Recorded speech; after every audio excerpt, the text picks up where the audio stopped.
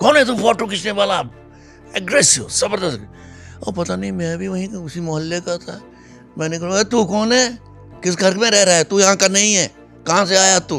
पत्थरों पर machine gun यूं रखा हुआ मेरी गली पे, और बेल्ट बिल्कुल हॉलीवुड की तरह, वो गोलियां यूं होते ना डाला हुआ, और टाइप पूरा, ओए माँ की गाली, बहन की गाली, मरने निकला साले। वो दिन भर सिर्फ उन कंडेम्ड प्रिजनर्स की मुझे चीखें पुकारें और दुआएं सुनाई देती जो फांसी पे चढ़ाए जाएंगे, और दूर से फांसी का फंदा भी दिख रहा है। तो ऐसे साइकोलॉजिकली इनको खत्म करने के लिए। तुम कहाँ कहाँ गए यहाँ? मैं कहा कहीं नहीं, मैं सीधे आपके पास है।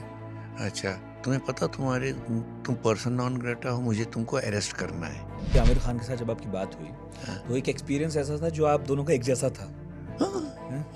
बासु चटर्जी के साथ हुआ था ना वही तो पंगा हुआ। ये कैसे पता है तुमको? मेरा एक था, मुझे अंडरडॉग के लिए सहानुभूति होती है, उसके कुछ कर नहीं सकता मैं, ये अलग रहता था। मेरे से जूनियर था तो अलग है। हम शाम को मंडी हाउस के चौराहे पर खेलते थे। तू क्यों नहीं खेल? एक दिन मैंने उसे पकड़ा, मैं कहा सुना भाई, यहाँ यस सर चलता है, तू नो सर नहीं कर सकता। सहमत बनाया आप लोगों ने? उसके बाद सहमत आया। फिर ऐसा क्या हुआ कि सहमत को लेकर एक बार अटल बिहारी वाजपेयी ने कहा कि तो राष्ट्र विरोधी है और राजनीति, मैंने उनको पकड़ा भी उस पे लिए। हाँ, जहाज में मिले आपको। क्या होता है भांड पाथर, यही लिखा आपने? हाँ। ये क्या है? आप किस प्रदेश के हैं? श्रीनगर के शीतलनाथ साहू मोहल्ले में एक बच्चे का जन्म होता है। वो वहीं पढ़ता है, बड़ा होता है, लेकिन बहुत छोटी उम्र में वो शुरुआती हिंसा जो जम्मू कश्मीर में फैली उसे भी अपनी आंखों से देखता है। कुछ बड़ा होने पर थिएटर में रुचि बढ़ती है, संगीत में रुचि बढ़ती है। पिता ही आगे बढ़ाते हैं शुरू में, और फिर धीरे धीरे होते होते वो किस तरह दिल्ली आया, एनएसडी में इब्राहिम अलकाजी का शागिर्द हुआ। इसके बाद कभी कभी मुंबई के चक्कर लगाए, लेकिन बहुधा देश के हर हिस्से में घूमे। नॉर्थ ईस्ट में कभी कुछ सुनाई दिया तो वहाँ पहुँच गए, अगर कभी जम्मू कश्मीर में कुछ सुनाई दिया तो वहाँ पहुँचे। अयोध्या में जो पूरे देश दुनिया ने सुना, उन्होंने सुना तो अगले दिन फिर वहाँ पहुँचे। एक ऐसे अभिनेता जो थिएटर को हमेशा तवज्जो देते रहे, थिएटर के इतर जब उन्हें जो कुछ कहना था खड़े होकर बेलाग लपेट वो भी कहा, और कभी कभी हमें फिल्मों में भी दिखाई दिए। फिल्म तारे ज़मीं पर, आयशा, रब ने बना दी जोड़ी, लक्ष्य, और मेरी फेवरेट एक रुका हुआ फैसला। अच्छा। और आज भी लगातार देश भर में घूमते हैं। सहमत एक बड़ा संगठन जिसका नाम शायद आपने सुना हो, जो क्रांतिकारी संगठन है, गली मोहल्ले नुक्कड़ पर संदेश फैलाता है अमन चैन भाईचारे के, वो भी आपने बनाया। बहुत बड़ी घटना थी देश की एक वक्त, आज तो बहुत सारे लोग भूल चुके हैं। और मुझे आपकी किताब पढ़ते हुए सिख दंगे दिखाई दिए जो अपनी आंखों से आपने देखे, कश्मीरी पंडित होने का दर्द भी दिखाई दिया, लेकिन हर तरह के चरमपंथी विचारों से लड़ते हुए एम के रैना भी दिखाई दिए। कभी ताने भी सुने और कभी कभी शाबाशियाँ भी मिली। शाबाशी में संगीत नाटक एकेडमी अवार्ड भी है, साहित्य कला परिषद सम्मान, संस्कृति award, V V Karanth lifetime achievement award, और अभी तो बहुत कुछ आना बाकी होगा। एक शानदार किताब आपके हिस्से है, आत्मकथा लिखी आपने, बिफोर आई फॉरगेट, इससे पहले कि भूल जाऊं। इससे पहले कि भूल जाऊं। एम के रैना साहब टीवी के जाने माने चेहरे, फिल्मों के जाने माने चेहरे, और थिएटर का बड़ा नाम। 50 साल से नॉट आउट है, थिएटर कर रहे हैं खूब। आपका बहुत बहुत स्वागत है सर। धन्यवाद। मैंने अपने बचपन में सुरभि देखा था, और मुझे मालूम नहीं था वो हमें क्यों अच्छा लग रहा है। सिद्धार्थ काक, रेणुका शहाणे आते थे, मम्मी पापा देखते थे, हम भी बैठ के देखते थे। क्या ज़बरदस्त रिपोर्ट्स थी उसकी। ऐसे प्रोग्राम जो कल्चर से जुड़े थे वो अब दिखाई देते नहीं। मुझे इस किताब से मालूम चला कि जो दिखाई नहीं देते थे रिपोर्ट्स के पीछे, वो उनमें से आप भी एक थे। जी, एक वाक़या ऐसा हुआ कि सिद्धार्थ अचानक मुझे दूरदर्शन के बाहर मिले, तुमसे ज़रूरी बात करनी है। उन्होंने कुछ इसका बताया कि मैं ऐसा करना चाहता हूँ कल्चर में। मैंने कहा नहीं यार, मैं नहीं कर पाऊँगा। कहता है क्यों? तो बड़ा शौक भी हुआ। कहते तुम्हें पता तुम क्या कह रहे हो? मैंने कहा देखो, तुम तो कल्चर को एक टूथपेस्ट की तरह पेश करना चाहते हैं, लेकिन मैं कल्चर में, मेरी जड़ें बहुत नीचे हैं, मुझे मारेंगे लोग। अगर करना है तो इसको सोच समझ के करना है कि ये बहुत बड़ी जिम्मेदारी है। उन्होंने क्या करना चाहे? मैं एक वर्कशॉप होगा, जो भी इसमें काम करेगा पहले हम सब मिलेंगे, लोगों से बात करेंगे, एक पूरा एक ट्रेनिंग प्रोग्राम जैसा बनेगा। तो ही अंडरस्टूड इट। तो मेरा घर, मैं डिफेंस कॉलोनी में तब दिल्ली में रहता था, बगल में एक टूरिस्ट ऑर्डिनरी होटल जैसा था, तो वहाँ आए 2-3 डायरेक्टर बाहर के भी जो थे, 4-5 डायरेक्टर थे हम। तो आए और उससे कोई 10-12 दिन दिन भर विद्वानों, पेंटरों, डांसरों, हिस्टोरियंस हमें प्रवचन देते थे, इस देश में कहाँ क्या है, क्या तुम लोग को देखना चाहिए। मुझे याद है मंजुल सिन्हा एक डायरेक्टर हैं फिल्म के, वो एक दिन बाहर से हमें कहता, यार ये हमारे बम्बई शहर में नहीं यार, तुम कुछ, I feel proud Indian today कि ये तुम इतना, मतलब तो ये तो मेरा बात है, गंगा स्नान हो रहा है मेरा यहाँ।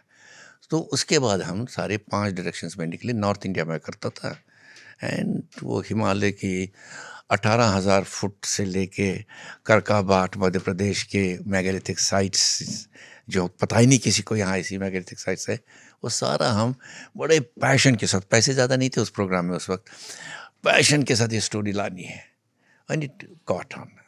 और मुझे लगता है गिनीज बुक में या फिर Limca book of world records में सुरभि का नाम आज भी दर्ज है, एक एपिसोड में सबसे ज़्यादा चिट्ठियाँ आने का। लाखों में आती थी, ढेर लगा रहता था, मतलब कि यू कांट बिलीव, इतने ढेर होते थे वहाँ।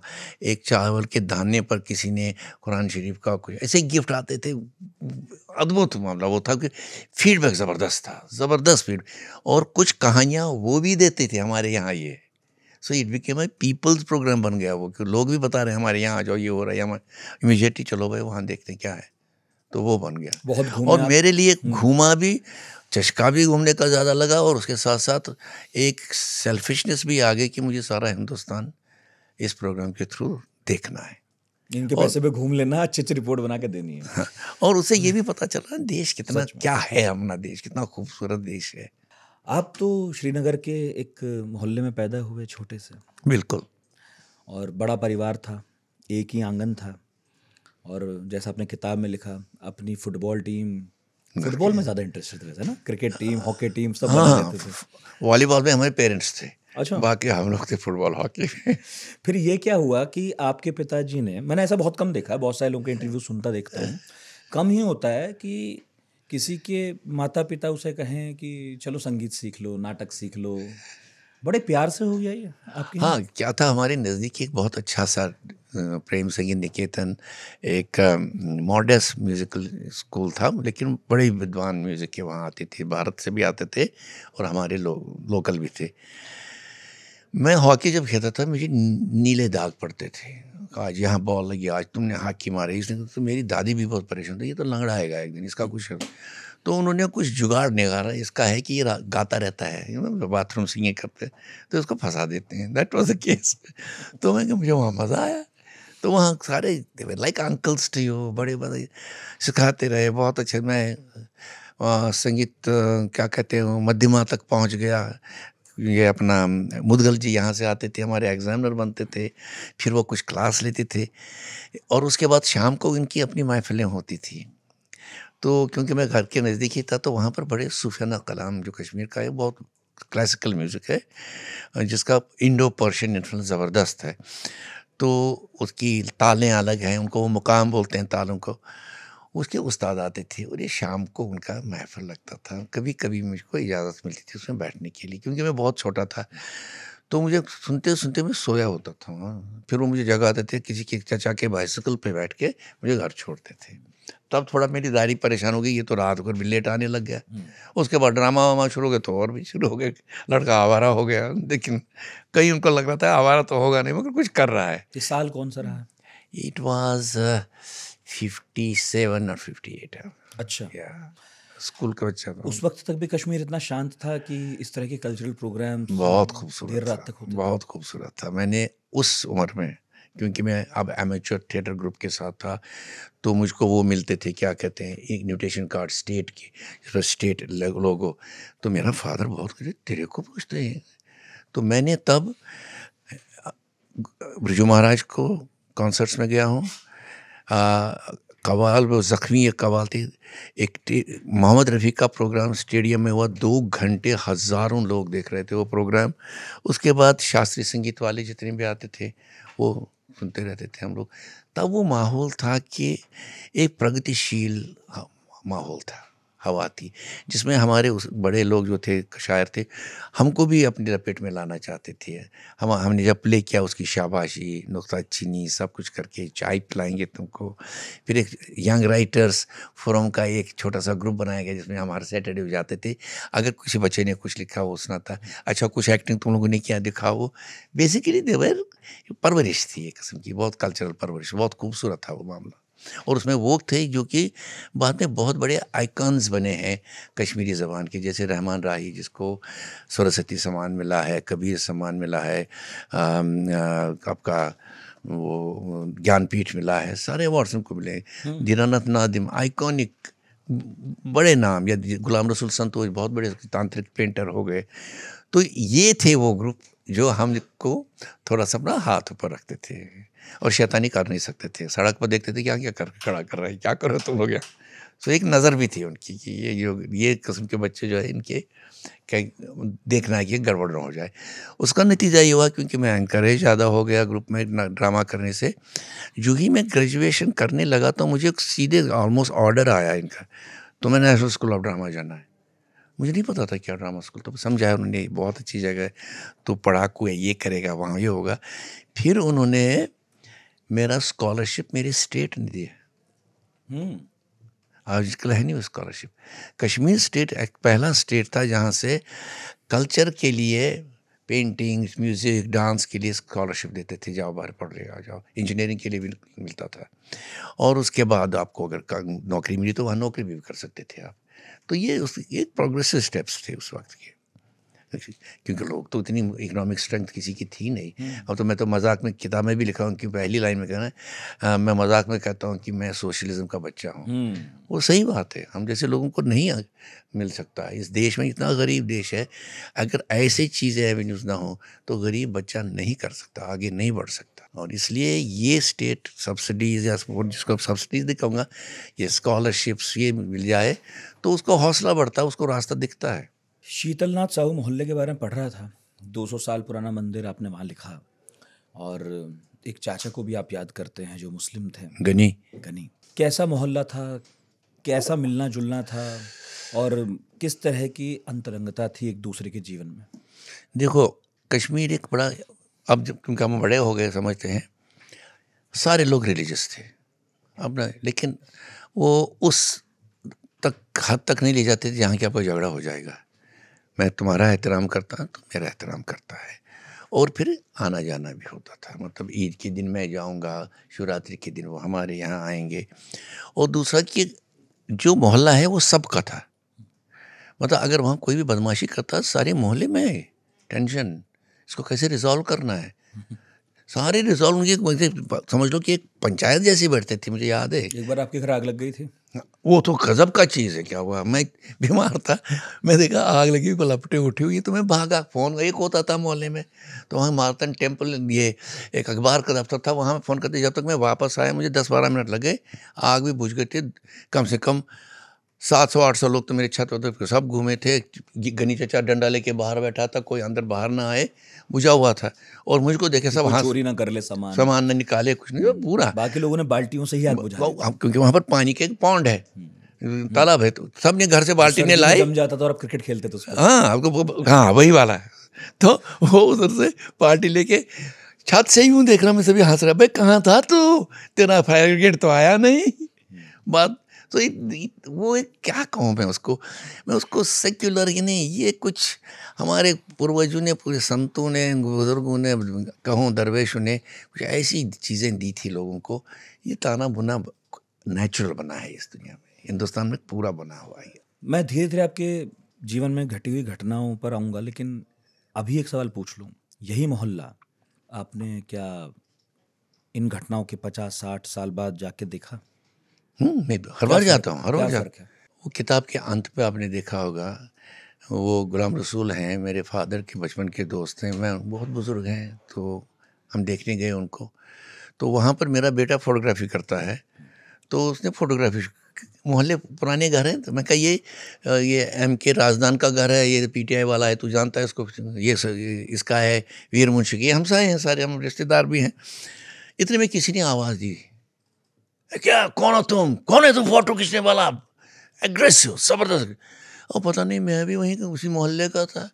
मैंने कहा तू कौन है, किस घर में रह रहा है, तू यहाँ का नहीं है, कहाँ से आया तू, ये क्या जवाब हो गया आपका। इतने में रहमान गनी चाचा का बेटा निकला, अरे तू कब आया। मैं कहा ये कौन है। कहने का यार चलना, आप ये फलानी के घर में रखा, देख लिया। मैंने कहा तू मेरे चचे के घर में है, तू यहाँ का नहीं है। तो ये वाक़या हो गया था। मैं जब उनके पास गया, अपने फादर के दोस्त के पास, वो कबाब वबाब कुछ बना रहे थे, मैंने बेटे को कहा तो अच्छे टाइम पे आ गया। देखा तू पहली बार आया, तुम्हें कबाब खिलाऊंगा मैं। तो फिर मैंने बताया चाचा क्या रहे, आप कैसे हैं, क्या है सेहत। कहता पता तुम्हारे घरों को देख के मुझे तुम नहीं दिखते, तुम्हारे चेहरे दिखते नहीं मुझे वहाँ। तो ये मेरा मोहल्ला नहीं है। हम सोच रहे हैं, हमने बात भी की कि हम ये मोहल्ला छोड़ दें, कहीं और चले जाएंगे। और उन्हें कहा कहता तुझे अगर मैं आज भी कान खींचूँ, तेरे घर वाला कोई कुछ नहीं कहता मुझे। जिस तरह तू मेरे बेटे को तंग करता था पप्पा का, तू खेलता क्यों नहीं, वो रोता रहता था। किसी की हिम्मत होती थी कि तुझे कोई कुछ कहता है, वो नहीं है अभी। ये वो इन घरों में कौन रह रहे हैं हम नहीं जानते, हम एक छोड़ ही देंगे ये घर। तो दैट इज़ इट, उस मोहल्ला खाली हो जाएगा धीरे धीरे। वो घर अब आप लोगों के पास नहीं है? नहीं। लेकिन जब मैं गया, उस मेरे बेटे ने कहा मैं दादा का घर देखना चाहता हूँ। वो गया तो जिसमें मालिक है वो यंग बैंक ऑफ इंडिया का ऑफिसर है। उसने छोड़ा नहीं है, तुम्हें चाय पीनी, खाना खाना है। मैं कहा यार मैं भी खाना खा के। तो फिर मैं कहने का नहीं, पहले वादा करो नेक्स्ट आओगे तो तुम मेरे आप दफ्तर आओगे, फिर हम ये घर आएंगे खाना खाने। उनकी भी वो आराम से बिल्कुल नथिंग नो कि ये हमारा घर है ऐसा। वो तब भी कहते ये तेरा ही घर है यार। वो घर कब छूटा था? वो छूट गया 90 के बाद, ऑलमोस्ट 2000 कुछ में छूट गया था। 2000 कुछ में, यानी कि 90 में जो कुछ कश्मीर ने देखा वो तो आपके घर वालों ने देखा ही होगा। हाँ, सब देखा। और आपने भी? मैं तो आपकी माँ बीमार थी, आप दिल्ली पहले आ चुके थे, उस पर आऊँगा, लेकिन पहले दिल्ली आ चुके थे। तो ये जब ये वहाँ बम फट रहे थे तो हमने उनको फ़ोन किया, भाई निकलो वहाँ से, क्या कर रहे हो वहाँ, वैसे ही सर्दियों में सभी लोग बाहर आते हैं। नहीं आएंगे। तो कोई असली कहानी कोई नहीं बता रहा था हमको कि my father had little blood pressure. तो उन्होंने कहा ये थोड़ा डाउन होने दे, उसके बाद निकलूँगा मैं। और तो उसी बीच में मेरी मदर को हेमरेज का अटैक हो गया। I think it was hypertension basically, buildup हो रहा था। तो मैं दौड़ के मैं गया वहाँ। तो she was in the hospital and within 1 hour she went into coma. तो 2 हफ्ते 2.5 हफ्ते डॉक्टर ने कहा तुम न्यूयॉर्क भी जाओगे तो ऐसे ही रखेंगे पेशेंट को जब तक ये सेटल ना हो जाए, उसके बाद दिल्ली लेना चाहते हो ले सकते। But that didn't happen. She passed away. Hospital was run by boys. Already was clear, but they were very decent to me. पहले उन्होंने लगा कोई मुखबिर तो नहीं है ये, कि मेरा क्रॉस चेक 2-3 बार किया। उसके बाद शाम को चाय पिलाते थे मुझे, तो बात भी करता था उनके साथ। लेकिन फिर भी आप 1967 में NSD आए थे, हाँ, है ना? इब्राहिम अलकाजी का वक्त था, उस पर आऊँगा। पर 20 साल बाद जब आप घर लौटे, जब अपनी माँ के बारे में पता चला तबीयत ख़राब है, तो वो कश्मीर एकदम अलग था। आप ही ने बताया कि उसी अस्पताल में जहाँ उनका इलाज चल रहा था, वहीं पर उन मुजाहिदीनों का इलाज भी चल रहा था। वो कहते मुजाहिदीन हैं, आतंकवादी, और सिक्योरिटी गार्ड्स बाहर खड़े रहते थे, फोर्स बाहर खड़ी रहती थी, वो अस्पताल की तरफ गोली नहीं चलाते थे। नहीं, मुझे एक आदमी ने कहा ये सीज फायर है, यहाँ लोकल सीज फायर है हॉस्पिटल में, तुम अंदर नहीं आओगे, हम बाहर नहीं। तुझे पता सबको था कि ये घायल होने के बाद अंदर इलाज कराते हैं। नहीं, वो तो खंगा में मैं ऐसे रात के 12-1 बजे में यूँ बैठा हूँ, ठंड का मौसम था, बर्फ पड़ी हुई थी, कर्फ्यू लगा हुआ था। कर्फ्यू लगा था, हंगामा शोर मचा, मैं कब मर गया, अटैक आ गया। तो ये टलट मैं माँ की तरफ देख रहा हूँ, क्या करूँ, अकेले हूँ। तो इसमें पता चला धीरे किसी ने, कोई बाहर नहीं, जो भी हॉस्पिटल में सहमा हुआ अंदर बैठा, शोर मचा, दरवाजे टूट रहे हैं, पता हंगामा। फिर चुप हो गया सारा मामला। घंटे 1.5 घंटे के बाद एक दूसरे पेशेंट का अटेंडर था, वो बाहर निकला तो अंदर आया। तो मैंने कहा क्या हो रहा है बाहर। कहने लगा वो अंदर वो मुजाहिद आए ना, वो जख्मी आए। अच्छा यहाँ तो कहीं बैटल चली होगी इनकी। मैं सुबह कोई 8-9 बजे हिम्मत करके देखो ये कहाँ है। वार्ड तो कोई थे, कोई नहीं था। रात ऑपरेशन के होते थे, रात को ही निकल जाते थे। और एक छेद बना हुआ वो बाद में मुझे पता चला कि ये कहाँ से भाग जाते हैं। वहाँ एक नदी नीचे से, एक छोटी सी नदी है, उसमें किश्तियों में लोग कह रहे थे यहाँ से इनको ले जाते थे. It was quite well worked out network. आपने कभी, वैसे तो मैंने किताब पढ़ी, फिर भी आप बताएंगे बेहतर होगा, आपने कोशिश की जानने की, समझने की कि कश्मीर जो बदला, जिसे 67 में आप छोड़ गए पढ़ाई के लिए और लौटे माता जी को देखने, ना इस बीच में हर साल जाता आप जाते थे. हाँ. मगर मैं कह रहा हूँ कि अगर इस टाइमलाइन को पकड़ें, इस बीच में बहुत कुछ बदल गया. हमारे यहाँ से बहुत सारे लोग पाकिस्तान में ट्रेनिंग करके लौटते थे, उनमें से एक आध से आप मिले भी, जिसने बताया कि उसका मोहभंग बाद में क्यों हुआ. आप ऑब्जर्वर भी हैं, इतने नाटक लिखते हैं, ह्यूमन इमोशंस को समझते हैं, कोशिश की समझने की कि गड़बड़ी कहाँ हो गई. मेरे इसमें नाम है दीनानाथ नादिम, जो मेरे प्रिंसिपल थे. वो बुज़ुर्ग थे, बाद में एक बार दिल्ली आए थे 80s में. तो मैंने कहा सर आज का नया क्या लिखा आपने. उन्हें कश्मीरी में एक शब्द का इस्तेमाल किया, हेतर. हेतर मीन्स ल्यूकोडर्मा, कि डिपिगमेंटेशन स्किन की. तब मुझे समझ नहीं आया, वो इतने बड़े शायर थे. फिर जब ये सब हुआ तो आई रेफर्ड इट व्हाट ही मेंट, कि रंग बदल रहा है, स्किन का टोन बदलने की कोशिश हो रही है. और दूसरा क्या होता है, पॉलिटिशियन की एक सबसे बड़ी ट्रेजेडी होती है, वो शॉर्टकट अरेंजमेंट ढूंढता है ना. किस तरह चेप लगा दिया, बच गया मामला. They could not understand really. If they understood then they were idiots. अगर मैं समझ सकता था यार कुछ गड़बड़ हो रहा है, इट कैन नॉट बी कि मैंने उसको अरेस्ट किया, उसको बंद किया, उसको पीटा या उसको नौकरी दे दी, उसे ठीक हो जाएगा. कुछ गड़बड़ है, मेजर गड़बड़ होने वाला है. क्योंकि 84 हुआ था. 84 में मैं यहाँ देखा क्या, और उस पर एक कश्मीर का ही ब्यूरोक्रेट मुझे उस मीटिंग में बोला, अशोक जेटली, वो बिकेम गवर्नर का भी वो था, वो कहता है एमके क्या it can happen in Kashmir. ऐसे ही उसने बोला ऑफ इट, और हो गया विदिन क्या 3-4 years में हो गया. So I think either intelligence failed, which normally I think always fails. Like Kargil, I think is the biggest intelligence failure, if you ask me. And you have a dushman on the other side, always ready, कुछ ना कुछ करेगा तुम्हारे. वो तो है. तो what should be the strategy? वो नहीं मुझे लगता सोच. आई थिंक उसका ये भी वजह था कि उस वक्त हमारी जो राजनीतिक हालत यहाँ थी भारतवर्ष में भी, वो डामाडोल चल रही थी ना. एक हुकूमत गिरती थी, एक आती थी. हाँ, मतलब कोई एक सरकार स्थायित्व नहीं था उसमें. स्थायी नहीं था. हाँ, वो क्षण कैसा था जब एक बंदूक आप पर तनी थी और आप हाथ ऊपर किए हुए उस सिपाही की तरफ बढ़ रहे थे, जिसके टोन से आपको लगा ये हरियाणा का है. मेरे रात को माँ की बॉडी हम घर ले आए थे. उस वक्त सिपाही वहाँ थे. ये पता चला था कि कर्फ्यू लागू हो गया 24 घंटे का. लेकिन सिपाही ने टॉर्च दिखा के हमें अंदर लाने दिया, क्योंकि लाइट नहीं थी, सारी लाइट बंद हो गई थी सारे शहर में. और वो ये सुबह मिलेंगे मुझे, उनको पता है यहाँ डेड बॉडी. जब मैं अपना रात भर सोया नहीं, मैंने सबको कोरोमिन पिलाया, ये करेगा. पर मेरे पास एक, क्योंकि मैं एक्टिविस्ट भी हूँ, कल्चरल एक्टिविस्ट, मुझे लगता है कि हर ह्यूमन बीइंग का एक हक है जो उसको क्रिएशन ने दिया है, कि उसको वक्त पे दाह संस्कार होना चाहिए, वो दफन होना चाहिए. उसका मजहबी हक ही नहीं है, इंसानी हक है, ये इंटरनेशनल हक है. तो मेरी माँ को मुझे देना है ये मेरे दिन में अंदर था. बोलता कि उसको होगा. मैंने जैकेट की जिप लगाई तो मैं बाहर निकला, लेकिन मैंने हाथ ऊपर किए थे, क्योंकि मुझे पता था, ये मैं पहले भी अनुभव मिला था हमको, कि हाथ ऊपर रखोगे तो जो आगे है उसको लगता है इसके हाथ में कुछ नहीं है, यूँ रखोगे उसको लगेगा कि तेरे हाथ में पिस्टल है या कुछ. मैं क्या, तो जब मैं वो देखा, डायरेक्टर भी हूँ ना, प्रॉब्लम ये है ना, मेरी मल्टीपल इमेजेस चलता रहता. मैंने कहा यार ये तो पत्थरों पर मशीन गन यूँ रखा हुआ मेरी गली पे, और बेल्ट बिल्कुल हॉलीवुड की तरह, वो गोलियाँ यूँ होते ना डाला हुआ, और टाइप पूरा. भाई माँ की गाली, बहन की गाली, मरने निकला साले वो. बट बिलीव मी, मुझे लगा मुझे इसके समझ आना है, ये तो हरियाणा का, इसको मोटी मोटी हिंदू भाषा में बताना है मुझे. मेरी माँ का दाह संस्कार करना, हमको शमशान भूमि जाना है.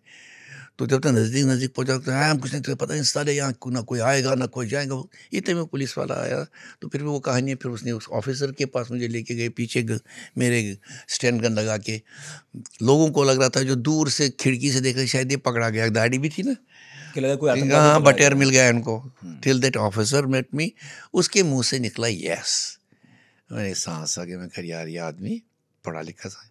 तो मैंने बात की, ऐसा हुआ. तो उसने कहा मैं ट्रक दूंगा आपको.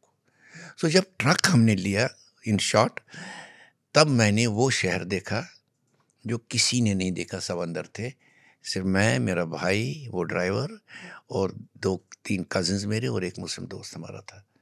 हम लोग ट्रक में थे और हर 200 गज पे बार्ब्ड वायर थी सड़क पे, और आपको उतरना था, आपकी तलाशी, पूरी इंट्रोगेशन, उसके बाद वहाँ आपको कफन उठाना पड़ता था। तो वो देखते थे, फिर बेचारे वो भी नमस्ते करते थे। वो सब इंसान ही है ना, मौत तो सबको डर रहता ही है। आगे जा फिर 200 गज के बाद फिर यही चलता रहा जब तक हम शमशान पहुँचे।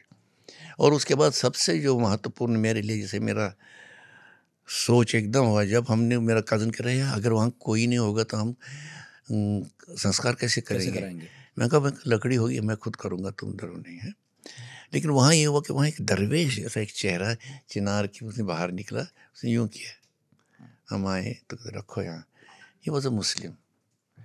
एंड कश्मीर की ये है एक रवायत है हज़ारों सालों से कि मुस्लिम और हिंदू की क्रिमेशन करेगा। ये है, उसने पूरी क्रिमेशन की। और जिस वक्त मैंने 2-3 दिन जब एशेस उठाए हमने, कोई पंडित वैसा ज्ञान नहीं दे गया जो उस मुस्लिम ने मुझे दिया।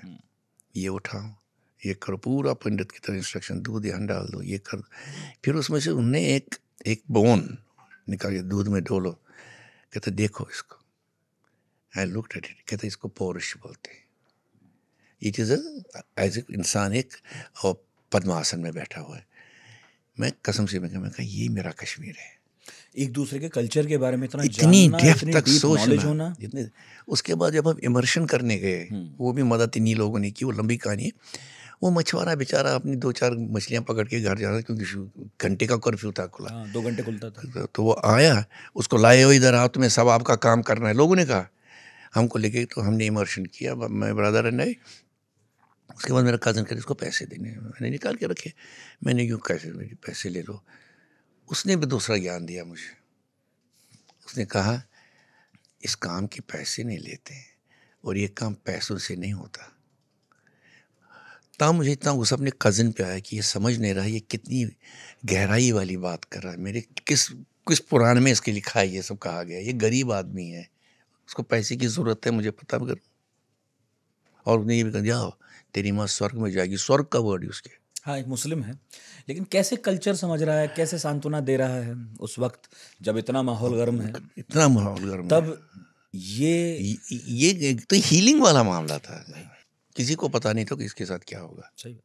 इसी तरह इसमें एक घटना और है। वो मैं जब वर्कशॉप करने बाद में गया मैं, तो वहाँ पर मेरी एक आदत पड़ गई थी। वहाँ में सुबह सवेरे सारे पीसीओ होते, तब मोबाइल नहीं थे, पीसीओ पे सारे फ़ोन करने आते थे।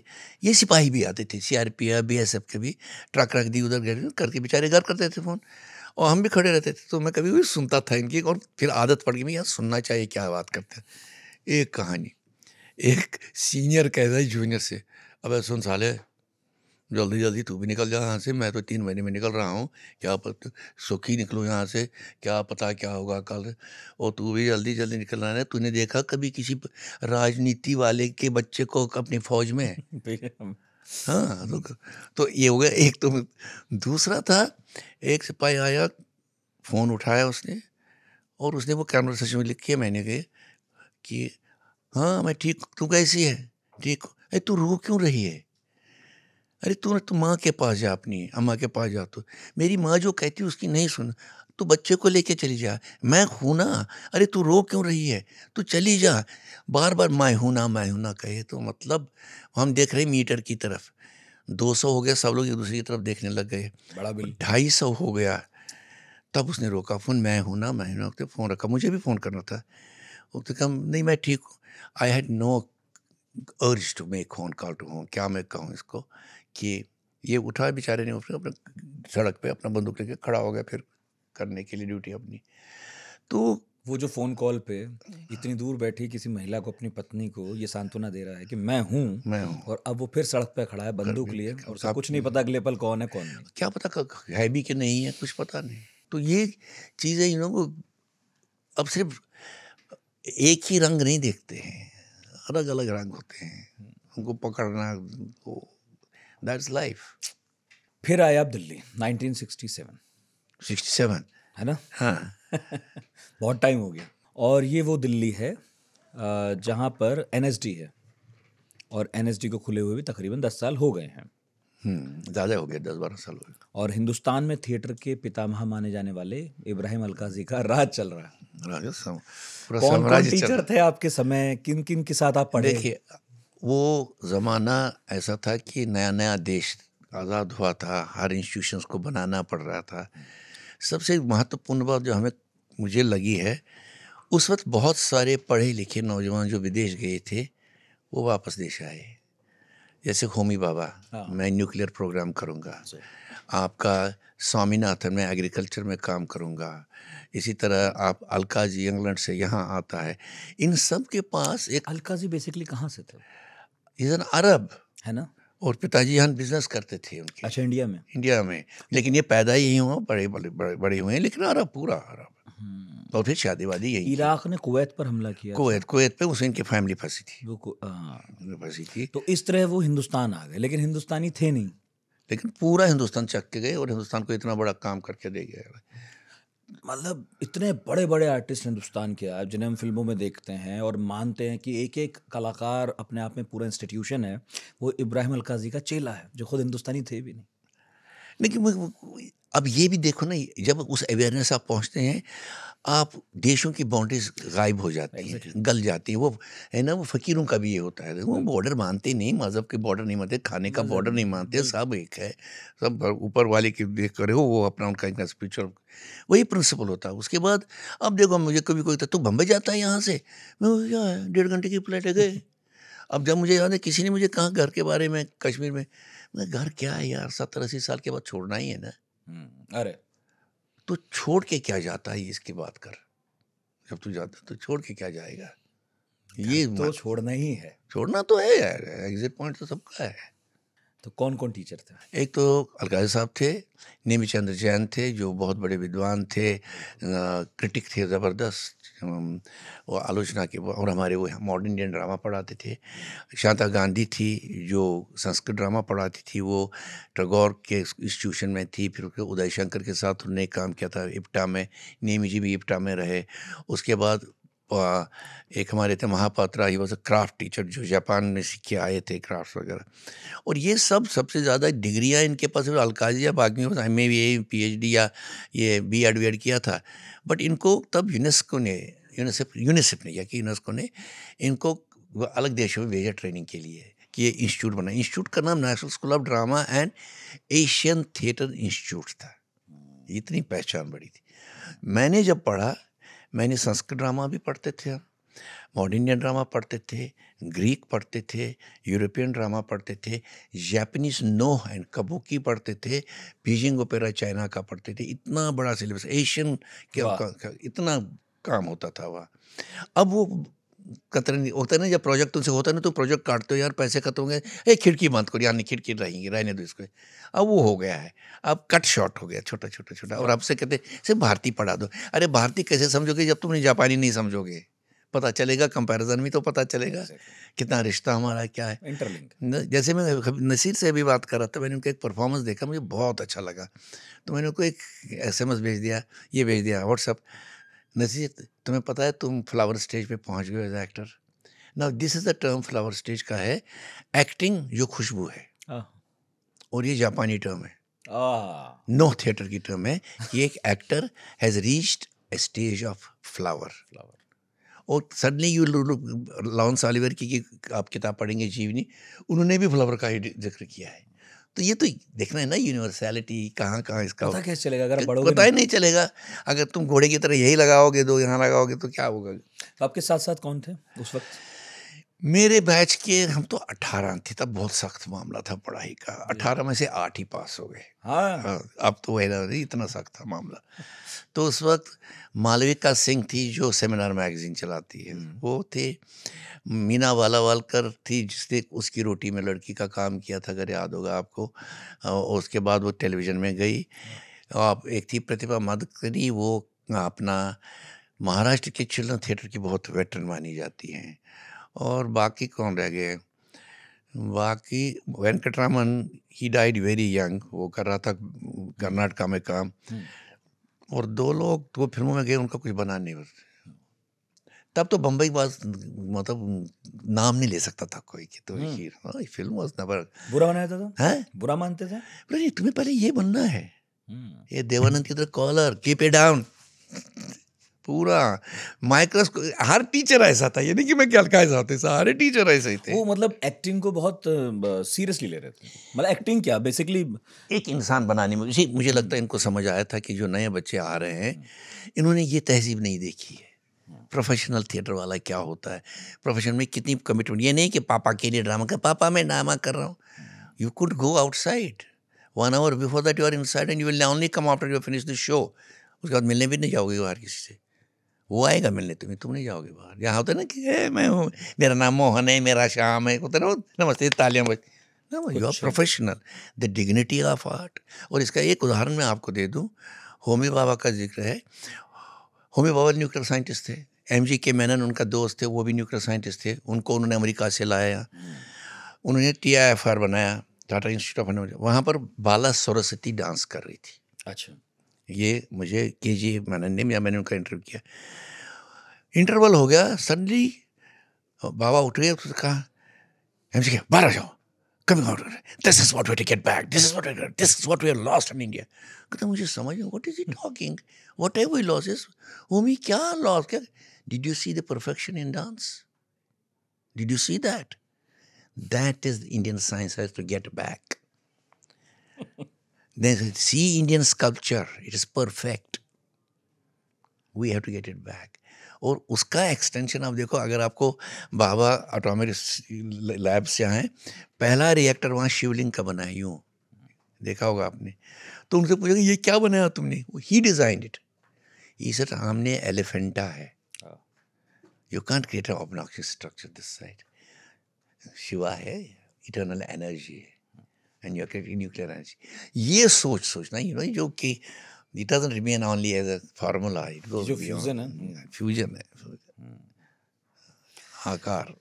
क्या ये जो संस्कार पड़े थिएटर के, उसी का नतीजा है कि आप फिल्में बहुत कम करते हैं?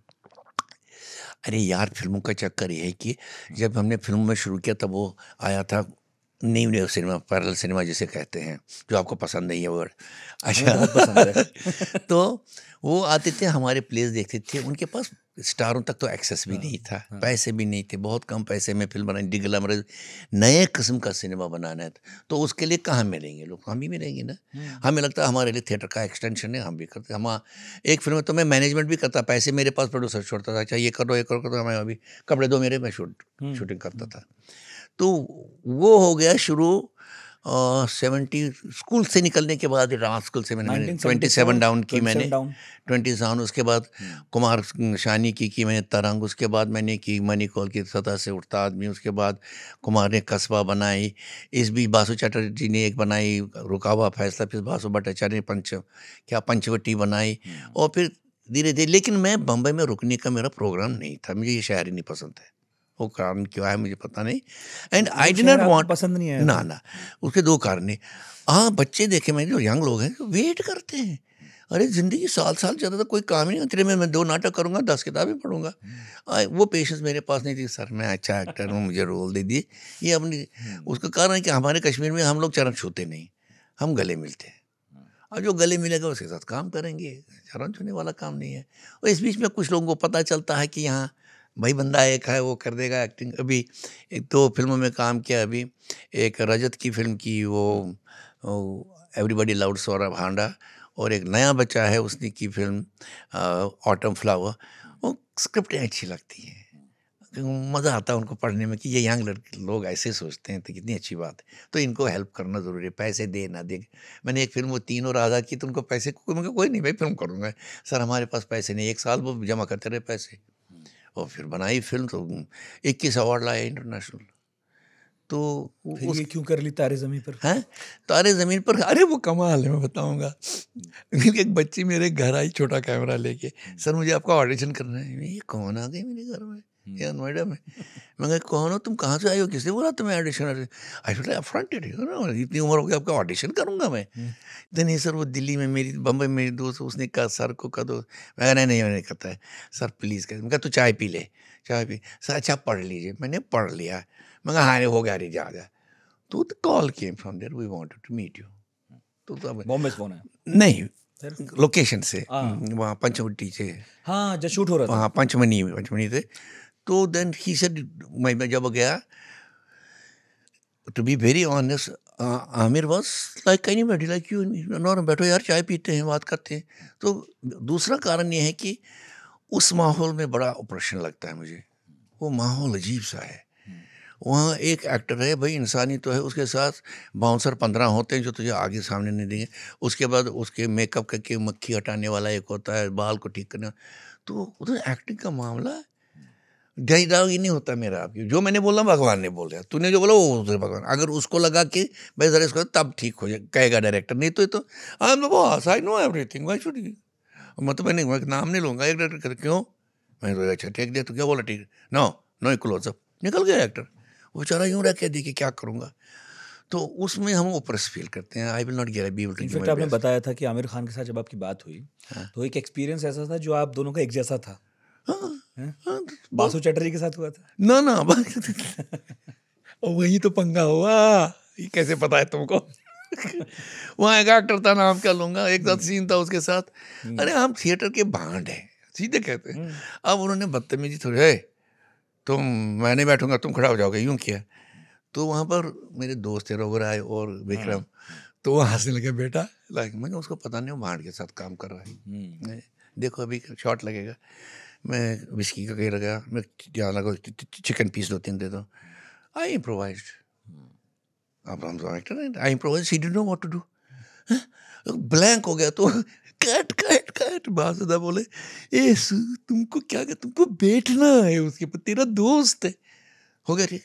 तो ये मेरी अपसेट, कुछ गाली वाली सुनाई, वो एक्ट्रेस थी उसमें, उसने कहा तूने क्या किया, लड़ाई की। मैं उसको कह देना वो वांड के साथ काम कर रहा है, अभी देखो अब खेल, अभी आज मजा लेंगे इसका। वो फिर आया, हमने फिर दो चीज़ इम्प्रोवाइज कर दिया। अरे वो ब्लैंक हो गया। उसके बाद फिर किसी तरह से इम्प्रोवाइज करने का, ठीक शॉट है। फिर वो दूसरा भी उसका और एक कैरेक्टर था, उसका नाम नहीं सकता, वो तो उससे भी गया गुजरा था। वो तुम यहाँ जाओगे, मैं यहाँ जाऊँगा। मैं कहा हाँ, तुम्हें कैमरा में लेंस देखना, देख लेना भाई, मुझे क्या करना है मुझे। लेकिन मैंने उसको घुमा दिया, उसको समझ ही नहीं आया कि घुमा करके मैं ही कैमरे के सामने आया। तो ही गॉट चीज्ड अप। हालांकि it was an ordinary shot, कुछ नहीं था उसमें, मिलना है, गले मिलना बस। बट दूसरे दिन देखा मैंने, शायद बासु के साथ इन्होंने क्या किया, तो विनम्र थे दोनों, इतने विनम्र, जिसे वो कहते ना फिल्म में, अरे दोस्त, वो तो बड़ा बेवकूफ़ वाला, तो वैसा था। तो it is not a congenial creative ambience, if it's a congenial then हम जान दे देंगे अपना। वो इसीलिए नहीं यार, रहने दो यार, नहीं वहाँ नहीं होता है कभी कभार। मतलब ऐसा कोई ना नहीं है फिल्मों से, लेकिन जब कहीं जहाँ अच्छा माहौल मिले, कोई अच्छा सीन मिले, कोई अच्छा रोल मिले, कोई अच्छी कहानी मिले, तो आप करेंगे। बिल्कुल है, इसमें कोई ये नहीं है। I mean there are lovely people also in industry, I met them, I spend a whole night with Dilip Kumar, हाँ, राइट्स के टाइम पे, और और हुए थे ना बॉम्बे राइट्स। तो मैं और राज बाबर हम दोस्त हैं, तो गए मिलने, तो वहाँ रात भर कुछ गप्पे मारी, कहते इसको पूछते थे, ये कहाँ से लाया तुमने, ये यहाँ का नहीं लगता है। तो वो decent people, talk to Sunil dada, wonderful person. I mean, I have great respect for Balraj Sahni like actor. Great, what an actor, what an actor. Balraj Sahni पे भी हाल ही में कुंदन ने एक ऑडियो डॉक्यूमेंट्री बनाई है, नामी गिरामी हमारे एक शो होता है, जिसमें बात कर लेते सर से ही तब। इब्राहिम अलकाजी की अभी हाल ही में एक बायोग्राफी आई है, मैं शायद उस पर बात करूंगा इसी शो में। उनसे आपके रिश्ते कैसे रहे? क्योंकि जब मैंने कभी भी उनके शिष्यों के बारे में पढ़ा, बड़े क्लोज रिश्ते थे। जैसे ओमपुरी के बारे में मैंने पढ़ा था कि ओमपुरी जब आए थे उनको अंग्रेज़ी आती नहीं थी, चुप चुप रहते थे, गुमसुम। तो इब्राहिम अलकाजी ने उनके पीछे 2-3 लोग लगाए ये ऑब्जर्व करने के लिए कि क्या हो गया, क्यों नहीं बात करता है। तो ओमपुरी से पूछा, उन्होंने बताया कि यार मैं अंग्रेज़ी नहीं बोल पाता, ये वो। तो इब्राहिम जी को पता चला, तो उन्होंने फिर कहा होगा कि उससे कहो हिंदी बोले, आपस में थोड़ा अंग्रेज़ी बोलेगा, कर लेगा। और बाद में ओमपुरी मतलब वो एक्टर हुए जिन्होंने विदेशों में छाप छोड़ी हमारी अंग्रेज़ी बोल के। तो मैं ऐसी कई वाक़ियों से गुजरा हूँ जहाँ मुझे दिखता है कि इब्राहिम अलकाजी केवल डायरेक्टर नहीं थे, बल्कि वो बड़ा ज़िंदगी में घुसे हुए थे अपने शिष्यों की भी। आपके साथ कोई ऐसा वाक़या? मेरे साथ तो बहुत वाक़े हैं। ये जो आपने वाक़या ओमपुरी का सुना है, ये मेरे से पूछा गया है। हाँ, वो किताब में भी उसने लिखा है, पूरा नहीं लिखा है कि हम कोई प्ले कर रहे थे, उनके घर गए थे, वहाँ पर छोड़ रहे थे, तो उन्होंने कहा कि व्हाट इज रॉन्ग विद ओम। तब तक मेरा एक था, मुझे अंडरडॉग के लिए सहानुभूति होती है, उसके कुछ कर नहीं सकता मैं, ये अलग रहता था। मेरे से जूनियर था तो अलग है, हम शाम को मंडी हाउस के चौराहे पर खेलते थे। भाई तू क्यों नहीं खेल? एक दिन मैंने उसे पकड़ा, मैं कहा सुना भाई, यहाँ यस सर चलता है, तो नो सर नहीं कर सकता तो अकेला नहीं रह सकता यार, यहाँ बहुत काम होता है, टफ है, ये पैक हो जाएगा, तो ना कर ऐसा। तो but then I came to know also his personal life. उनकी माँ छुटपन में ही चल बसी थी, मामा ने पाला था, होता नहीं एक अंदर बड़ा कठिनाइयों में गुजरा था। उनकी किताब आई तो ये बात भी मैंने अलका जी साहब मेरी मत नहीं, it is very important to know this people inside. तो मेरे साथ लड़ाइयाँ भी होती थी, और मेरे साथ बहुत मेरी प्यार भी करते थे और रेस्पेक्ट भी करते थे, लिटरली रेस्पेक्ट है। तो एक बार जब मैं ड्रामा स्कूल निकला, उन्होंने मेरा प्ले देखा, उसके बाद कहा चाय पे आ जाना सुबह। चाय यही होती, छोटी सी चाय। देन बैठा मैं तो कहने लगा, आज हम जो बात करेंगे एज इक्वल करेंगे, नॉट एज मिस्टर। सर क्या बात कर रहे हैं? सर नहीं, लिसन टू मी। तारीफ़ की, प्ले की, कहता अब मैं कुछ क्रिटिसिज्म कर सकता हूँ? मैं कह रहा कैसे नहीं कर सकते, करिए। तो वो सीन में कैसा, ये कैसा हुआ, फिर मैंने स्क्रिप्ट की बताई, इसमें त्रुटियाँ ये थी। अच्छा ये बता तूने ये जो क्राउड सीन्स के ये कहाँ से सीखे तुमने? मैंने कहा आपसे। कहता लेकिन मेरे क्राउड सीन्स ऐसे तो नहीं होते। मैं नहीं sir, I observe you what you do with the crowd scenes, then there is the material outside, paintings है ये उधर से। सो मेरा अभी तक जब तक वो थे, मेरा एक 1:1 बन गया था बाद में। Will talk seriously about things and वो ऐसे समझ लो एक अनार थे, बाहर से बड़ा सख्त दिखते थे और अंदर से एक एक दाना इतना मीठा होता था, और अगर आप तक पहुंच गए वहाँ तक तो you will love him. And as a teacher he was one of the finest teacher in my life. आपने बताया भी है कि आपकी माँ के बारे में, परिवार के बारे में। यही इधर आ जाओ, what happened, where are they? तो मैंने देन ही टोल्ड मी, आपने उनके साथ भी यही हुआ था जब कुवैत में फंसे थे वगैरह। इंदर गुजराल ने उनको एयरपोर्ट पे देखा, he was picked up because of him. तो ये देखना कि भाई सिर्फ हमारा रिश्ता ये नहीं होना चाहिए कि मेरे साथ वो प्रोफेशनल रिश्ता, ये जो कॉर्पोरेट रिश्ता होता है, रिश्ते वो होते हैं जो इन डेप्थ जाएंगे, वो उनमें बहुत था। वो सबके साथ, हर आदमी के साथ कुछ ना कुछ, he will humanly touch his students quietly. और दिखावा 2 पैसे का नहीं था, किसी को पता नहीं। मैं आपको एक उदाहरण दूंगा उनका, जो मुझे इस किताब में भी नहीं, उनकी बेटी ने भी नहीं लिखा है। छोड़ा है, डायनेस्टी छोड़ा था, तो वो आते थे, विलेज से आते थे, उनका एक सेक्रेटरी था डांगरा। तो कहना बताओ क्या हाल है, सब कुछ कैसे? उसने कहा सर दिलीप चंद की गुजर गए। दिलीप चंद वॉज इज कारपेंटर, वो रिटायर होते। कहता अच्छा तुम्हें उनका घर पता कहाँ है? तो हाँ, तो कल चलेंगे। अब क्योंकि वो जानते थे कि इन्हीं के बूते पर अलकाजी साहब ने इतना काम किया, वही 2 कारपेंटर, दिलीप चंद और गुरुजी गए। Nobody knows, excepting Dhingra told me, quietly gave me a check of 5 lakh rupees to the family. किसी को पता नहीं, बताते नहीं थे। दिखावा करने का कोई मतलब ही नहीं था। एक डिग्निटी जो होती है इंसान की, वो रखने का बड़ा मजा था। बहुत बड़े आदमी। और दूसरा, जो स्टूडेंट अगर कुछ तकलीफ में होता था तभी बहुत तकलीफ होती थी उन्हें। कीप ऑन आस्किंग उसका क्या हुआ, इसका। कोई लड़का अस्पताल में जाते थे, अस्पताल में देखने उनको। लेकिन जब आप रंगमंच करते हुए ये प्रोटेस्ट वगैरह करते थे, कभी यूएस एम्बेसी की प्रीमाइस में घुस गए, कभी कहीं, तो कभी डांट फटकार नहीं पड़ती थी? नहीं, actually I think he used to get very proud, फक्र मारते थे, अच्छा तुम लोगों ने क्या किया है वो, and they will smile, sir हमने ऐसा they will catch you one day. But अंदर उनको ये लग रहा था कि इस बंदे ने अलग सड़क पकड़ी है, वो सड़क नहीं है कि एक्टिविज्म की सड़क, एक्टिविज्म की सड़क। He knew that, that's why जब सहमत बना, it was me who proposed his name to be Sahmat के ट्रस्ट पे, ही सहमत के ट्रस्ट के नाम पे थे। लेकिन सहमत से पहले आपने विरोध प्रदर्शनों की राह तो चुन ही ली थी।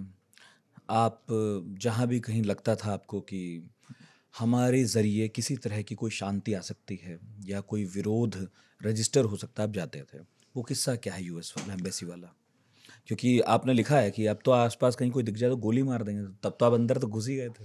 हाँ, अब तो ध्यान से इसी point is, as a theatre person और एज अ फिल्म मेकर और एज ए ह्यूमन बीइंग, अगर आपको ये नहीं पता कि दुनिया में क्या हो रहा है, अगर आपको ये नहीं पता कि गाज़ा में क्या हो रहा है तो आप जानवर हैं। आप प्लीज़ थिएटर वेटर ना करिए, फिर आपको पता नहीं। और तो तब आपको पता चलता है ये वो एक लाइन किस कवि की है, तय करो किस और हो तुम।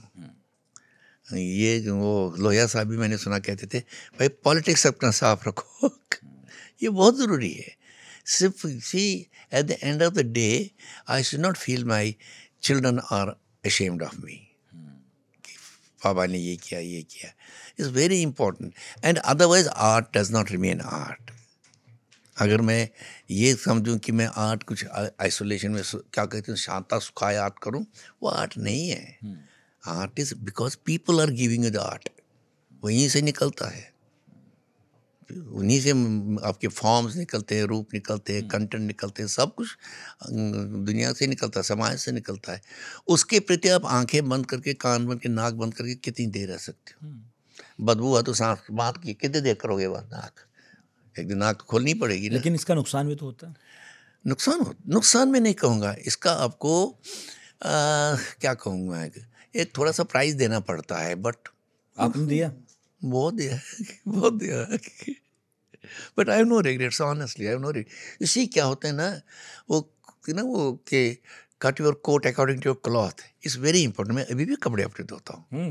हाँ, मैं कश्मीर में जब काम करूँगा धोबी कहाँ से लाऊंगा गाँव में?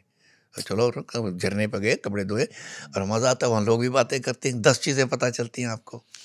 तो आई नेवर एवर थॉट कि मुझे दौलत कमानी है। It was never my even imagination में भी नहीं था।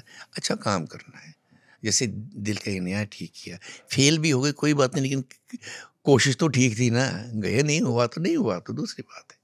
तो यूएस एम्बेसी में गए, प्रोटेस्ट किया, सब कुछ हुआ, लेकिन तब तक तो ठीक था। हाँ इसके बाद इमरजेंसी लगी देश में। हाँ, उसमें भी फंस गए। बाद में इंदिरा गांधी से खैर मुलाकात भी हुई, फिर आप गए नहीं कभी, मैंने वो पढ़ा है। इमरजेंसी में आप कहाँ कहाँ फंस गए, क्या क्या हुआ? बहुत क्लोज एनकाउंटर है आपका इमरजेंसी से भी। एक्चुअली मुझे नहीं लग रहा था कि हम कुछ तूफानी कर रहे हैं। अब लोग चमचुम को लगा हुआ कि हुक्मरानों को तो भाई कर दो, ये कर नहीं, दो। आप अभी भी ऐसा बता रहे हैं, ऐसा कुछ हुआ ही नहीं है, मतलब सारी चीज़ों को। हाँ। जबकि मुझे मालूम है कि आप इन सभी घटनाओं में बहुत गहरे अंदर तक थे। बट मुझे में एक लगता है, एक हमारी, तुम्हें याद होगा बिच्छू बोटी देखी है तुमने? कौन सी? बिच्छू बोटी, एक बोटी होती है, छोटी सी एक पौधा होता है। अच्छा। वो अगर लगे तो ब्लिस्टर चढ़ते हैं। हाँ हाँ हाँ? हाँ हाँ। उसका इलाज क्या है? चिपक जाता है वो। हाँ, नहीं ब्लिस्टर निकलते हैं, जलता है, रोता है आदमी। वो उसका इलाज क्या है? उसी के बगल में दूसरी बोटी है। हाँ, वो उठाते हो, रब करते हो, ठीक हो जाता है। ठीक हो जाता है। तो there is always good people also. Unless until बिल्कुल सत्यानाश हो जाए, हिटलरियन मामला हो जाए, तो तब आप कुछ भी कर सकते हैं। या जो गाज़ा में हो रहा, कोई परवाह नहीं किसी को किसी की। बट मुझे लगता है जहाँ मैं देखता हूँ कि लोग हैं, वहाँ दूसरे लोग भी दिखते ही हैं कहीं ना कहीं। और ये मुझे लगता है इसके लिए मैं कोई मेडल या हीरो बनने के चक्कर में नहीं था। आई थिंक इट वॉज मेरे कर्म में है, ये सब, ये मेरी कर्मभूमि है। तो बताइए तो सही, ऐसा क्या कर रहे थे कि कवि सर्वेश्वर दयाल सक्सेना को कहना पड़ा कि भैया दिल्ली छोड़ दो? क्या हुआ, मैंने ज़िंदगी का पहला ड्रामा जब डायरेक्ट किया, वो गौरकी का वो तलछट है, लोअर डेप्थ। तलछट। तो उसको हमको कला परिषद ने अवार्ड दिया। और मैंने कौन कौन था डायरेक्टर, वो जज था, 2 डायरेक्टर, तो उन्होंने देखा भी नहीं, अवार्ड कैसे मिला? तो ये था। फिर जब फर्स्ट अवार्ड किसी को, हमको 3rd मिला था, वो उसको मिला जिसकी बीवी जज थी। तो आक्रोश फैल गया सब जगह, रहे कैसे हो सकता है। उन्होंने रिजेक्ट किया अवार्ड। अब मैं बाहर था, कोई शूट वूट पर था, मैं कहीं जिस दिन शो था उन्होंने हम लोग को शो दिया। रवि बासवानी और हम बहुत अच्छे दोस्त थे, वो प्ले में था। तो उन्होंने कहा भाई जिस दिन ये अवार्ड की सेरेमनी, उसी दिन तुमको अवार्ड के दिन भी तुम्हें शो भी करना है। तो मैं कहा शो ले लो, पैसे काम आएंगे हमारे, 20-25 हज़ार दे रहे हैं। तो पीछे बाहर देखो डेमोन्स्ट्रेशन मेरे ही सीनियर्स की चल रहे, रहना तो वहाँ क्या कर रहा है। अंदर भी मैंने रवि को कहा, मैं रवि किसी को नहीं बोलना हम क्या कर रहे हैं, चुप बैठ। ये 74 था 75? हाँ 74-75 से। तो जो ही मेरा नाम आया अवार्ड के लिए, राधा रमन जी थे बीच में, तो मैंने कहा सर 1 मिनट, मेरा नाटक आपके आवाम सामने बैठी, मैंने नहीं देखा है, इसे मैं क्षमा चाहता हूँ, मैं आपका अवार्ड नहीं लूँगा। अच्छा, आपने मेरा नाटक नहीं देखा? तो नहीं चाहिए मुझे अवार्ड ही नहीं चाहिए। कैसे देखा नहीं? अरे हमें क्या पता, हंगामा यंग अखबार है, तुम दोनों अखबार होता, यंग थिएटर अवार्ड छोड़ दिया, ये क्या हंगामा होगा, कई बात हो गई सर, आ गई इमरजेंसी। अपना एड्रेस ही नहीं था। एक बार साथी में रहते थे तो एनएसडी में एक चिट्ठी मिली, M.K. Raina, national school of drama, Radha Raman ji ने लिखी है कि वो फलाने दिन मेरे दफ्तर में हाजिर हो। मैंने देखी क्या मतलब, मैं न जानना पे मैंने, सर्वेश्वर जी हमारे मेंटर्स में से थे, वो बंगाली मार्केट में ही रहते थे। मैं कहा सर्वेश्वर जी क्या, क्या कवि हैं, हाँ क्या तो कवि वो थे। तो हमारे लिए तो बहुत काम, हमारे तो वही राइबर थे एक्चुअली। तो उन्होंने यूं देखा, कहते देख तेरे लिए चॉइस है, क्या तुझे गाड़ी और बंगला भी मिलेगा या तू जेल जाएगा तो तू फैसला कर क्या करना है। मैंने कहा क्या बोल रहे, कहता तुझे ढूंढ रहे हैं कि तुम नुक्कड़ नाटक करता है, तो उनको नुक्कड़ नाटक कर रहे हैं, संजय गांधी पंगे वगैरह कुछ था। हाँ? मैंने कहा ये है, अच्छा। मैं निकला, स्टेशन गया, वहाँ से सीधे कानपुर गया, वहाँ वगैरह रह गया, वहीं रह गया, खत्म कर दो बात को तो उसके बाद पकड़ा मेरा प्ले चौक सर्कल जो ट्रैक्ट का है वो बैन हो गया। फिर उस पर हाँ, बैन हुआ आपका शो। हाँ पर्सन नॉन ग्रेटा क्या, वो मुझे पता नहीं कसम से। अवांटेड थे, हाँ अवांटेड हो गए। फिर अब आप, मुझे पता नहीं था, नो उसका मतलब ये मतलब था। क्या है पर्सन नॉन ग्रेटा? तो पर्सन नॉन ग्रेटा क्या होता है, हमको इतनी अंग्रेजी भी नहीं पता थी उन दोनों। तो और फिर तो अंग्रेजी अभी हम नहीं गए लड़ने प्रिंसिपल सेक्रेटरी पंजाब के साथ। हाँ, क्या है मतलब बदतमीजी आप कर रहे हैं, जैसे होते हैं यंग लड़के, क्या हो रहा है ये कर रहे हो? तो उसने को बैठा, चाय पियोगे? नहीं जी कोई नहीं, तुम कब आए? मैं कहा अभी आया हूँ, सुबह रात की बस से आया हूँ। आप दिल्ली से पंजाब चंडीगढ़ पहुंचे थे गए। और आपको ये आइडिया नहीं था कि आपकी ढूंढ हो रही है। हाँ मुझे कुछ पता ही नहीं, मैं और पहुंचे भी प्रोटेस्ट करने प्रिंसिपल गया सेक्रेटरी के जी पास पंजाब के प्रिंसिपल सेक्रेटरी के पास, जिसके पास सारा जहाँ नहीं जाना चाहिए था। तो ही लुक एट मी, कब आए? तो मैं कब सुबह आया। अच्छा चाय पियो, बिस्किट खाओ थोड़ा सा। ये सर सुनो बेटा, यू आर लाइक माई सन, और तुम कहाँ कहाँ गए यहाँ? मैं कहा कहीं नहीं, मैं सीधे आपके पास है। अच्छा तो तुम्हें पता तुम पर्सन नॉन ग्रेटा हो, मुझे तुमको अरेस्ट करना है। यूं ड्रॉर खोला, स्क्रिप्ट निकाला, लिखा था जैसे वही मेरा ही स्क्रिप्ट जैसा, लेकिन उसमें माँ बहन की गाली। कहता ये मेरे चीफ मिनिस्टर को दिखाया गया, इसमें गालियाँ हैं। मेरा चीफ मिनिस्टर मेरे को भी नहीं विश्वास करता है, तो I have seen your play, I like it immensely, but वक्त टाइम तुम्हें पता नहीं क्या है, तुम कहीं नहीं जाओगे, अभी बस पकड़ोगे और दिल्ली जाओगे, पंजाब में नहीं रहोगे, I have to arrest you then. तब मुझे थोड़ा समझ आया क्या मतलब, तो निकल गए हम वापस। तो जेल में डाल देंगे। अब बहुत सालों के बाद, कोई 2-3 साल के बाद में IIC में चल रहा हूँ, पीछे से आवाज़ आए, रैना साहब यू डोंट रिकॉग्नाइज मी। तो मैंने सर कैसी बात करेंगे, आपको कैसे नहीं जानते? नहीं हमारी मुलाकात बहुत पुरानी है। वो कौन सी? तो आपको पता मेरे दफ्तर आए थे तो मैंने आपको ये कहा। मैंने कहा आप थे? Who was it? वोहरा साहब, एनएन वोहरा। एनएन वोहरा। तो मुझे कश्मीर में मिलते थे वहाँ, जो जब वो जम्मू गवर्नर कश्मीर थे। में बाद में गवर्नर रहे। हाँ एंड लवली गवर्नर देयर। तो मैंने कहा आपसे, कहता वही तो मैं हंस रहा हूँ, रोज मिलते हो, तुम्हें याद भी नहीं कि मैं ही हूँ वो। आपको बाद की मुलाकातें याद रही, मगर वो पहली मुलाकात आपके जहन से उतर गई थी। तब करते हुए समझ में आ रहा था क्या कर रहे हैं। नहीं देखो, हमने और कुछ करने के काबिल ही नहीं है। वो कहते ना, वो नुक्ताची है गमे दिल, जिसको सुनाए ना बने अपना हाल वही है। और क्या, हम जो दिख रहा है वही करेंगे ना। अब अभी इस वक्त जो हाल इस वक्त है, तो मैंने कहा ठीक है, मुझे सारे ताने मारे, अब क्या नाटक करेगा? मैंने कहा क्यों? संस्कृत ड्रामा में तुम्हें पता कितना डिसेंट है, हम डिसेंट करेंगे। संस्कृत ड्रामा है, कम करेंगे, उसमें भी खतरनाक डिसेंट है। इस पर मैंने एक्चुअली एक लेक्चर दे, कहानी सुनाऊंगा। North east university, central university है, मुझे वहाँ एक लेक्चर, पब्लिक लेक्चर होता है उनका, तो आप आइए दीजिए। तो वो जो वहाँ लड़का था, वो यूनिवर्सिटी में जब था मुझे जानता था। तो सर आपका शीर्षक क्या है? मैं कहा तुम्हें क्या है, देखेंगे यार, चाय वाय पी लेते, बता देता हूँ शीर्षक, I know what it. Sir नहीं सर, यहाँ जो VC हैं वो बड़े आपको सुनना चाहते हैं। उन्होंने कहा रैना जी आ रहे हैं, सुनना है, वो ज़रा इधर उधर मामला है। मैं कहा लिख लो फिर, डिसेंट इन संस्कृत ड्रामा। कहता and I spoke Sanskrit drama में नाट्य शास्त्र को भास ने कहाँ ऐसी तैसी कर दी, तब क्या हुआ होगा, करते करते करते यूनिवर्सिटी में ये किताब कौन सी यहाँ से डिसेंट सुनना था। नहीं, कहने का मेरा मतलब, मैंने कहा हिंदुस्तान किया जो भी तुम देखोगे, सवाल हमेशा हुआ है। मैं कहना उपनिषद पढ़ोगे, चेला गुरु से हमेशा सवाल पूछता है, एंटायर इज डायलॉग, पूरा उपनिषद गीता इज डायलॉग, तो ये ना तुम समझो कि ये तो हमारा तब से है, 5000 ईयर्स की ट्रेडिशन है। We question we get an answer, teacher has to give an answer, और अब तो कहते हैं कि एक्टिंग है कि how and why, when and where, when and where. 5 W's we say. हाँ, जो पत्रकारिता में भी है, वही वही रब। 5W1H। वो नहीं होगा तो फिर क्या करें, कल्चर थिएटर या कुछ भी बनती नहीं बात फिर। नादिरा बब्बर जो राज बब्बर की पत्नी है पत्नी है और उनके पिता सज्जाद ज़हीर, जी। एक खत लिखा था उन्होंने अपनी बीवी के नाम। इसी दिल्ली मेरे लिए एक यूनिवर्सिटी, बड़ी यूनिवर्सिटी बन गई शहर।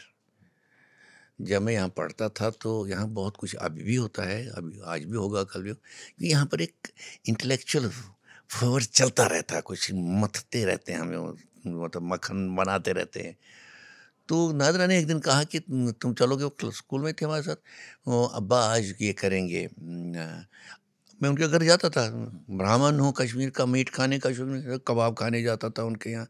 और वो हमें नहीं पता था बने भाई कौन है, कुछ पता नहीं। पंडित जी आइए आप कबाब खाइए, तो हम लपटते थे कबाब। सज्जाद ज़हीर साहब खिलाते थे। हाँ, विस्की पियेंगे थोड़ा सा, तो उनकी वाइफ कहती थी हाँ कर लो, खुद तो बर्बाद हो ही गो, बच्चों को भी बर्बाद करता। तो वो कहते अरे जरे जा, नहीं तो चोरी छुपी पियेंगे। हाँ, तो मैं आना जाना था, तो उन्होंने कहा मैं चलो चलते हैं। तो कहता अब्बा कंपेयर कर रहे हैं, अनिल विश्वास गाएंगे। सुंदर नगर में कोई बहुत बड़ा घर था, कोई 200 लोग के करीब बैठे थे। And he started speaking. ये सजा दे करते जब हम जेल में थे लाहौर के, ये पोएम तब लिखी तब ये हुआ था। एक बार कॉन्टेक्स्ट बता दीजिए लोगों को कि वो क्यों जेल में थे। इसी कॉन्टेक्स्ट ये था कि हिंदुस्तान की कम्युनिस्ट पार्टी इसके बाद क्या कहते हैं, बंटवारे के बाद पाकिस्तान में पार्टी बनाना चाहती।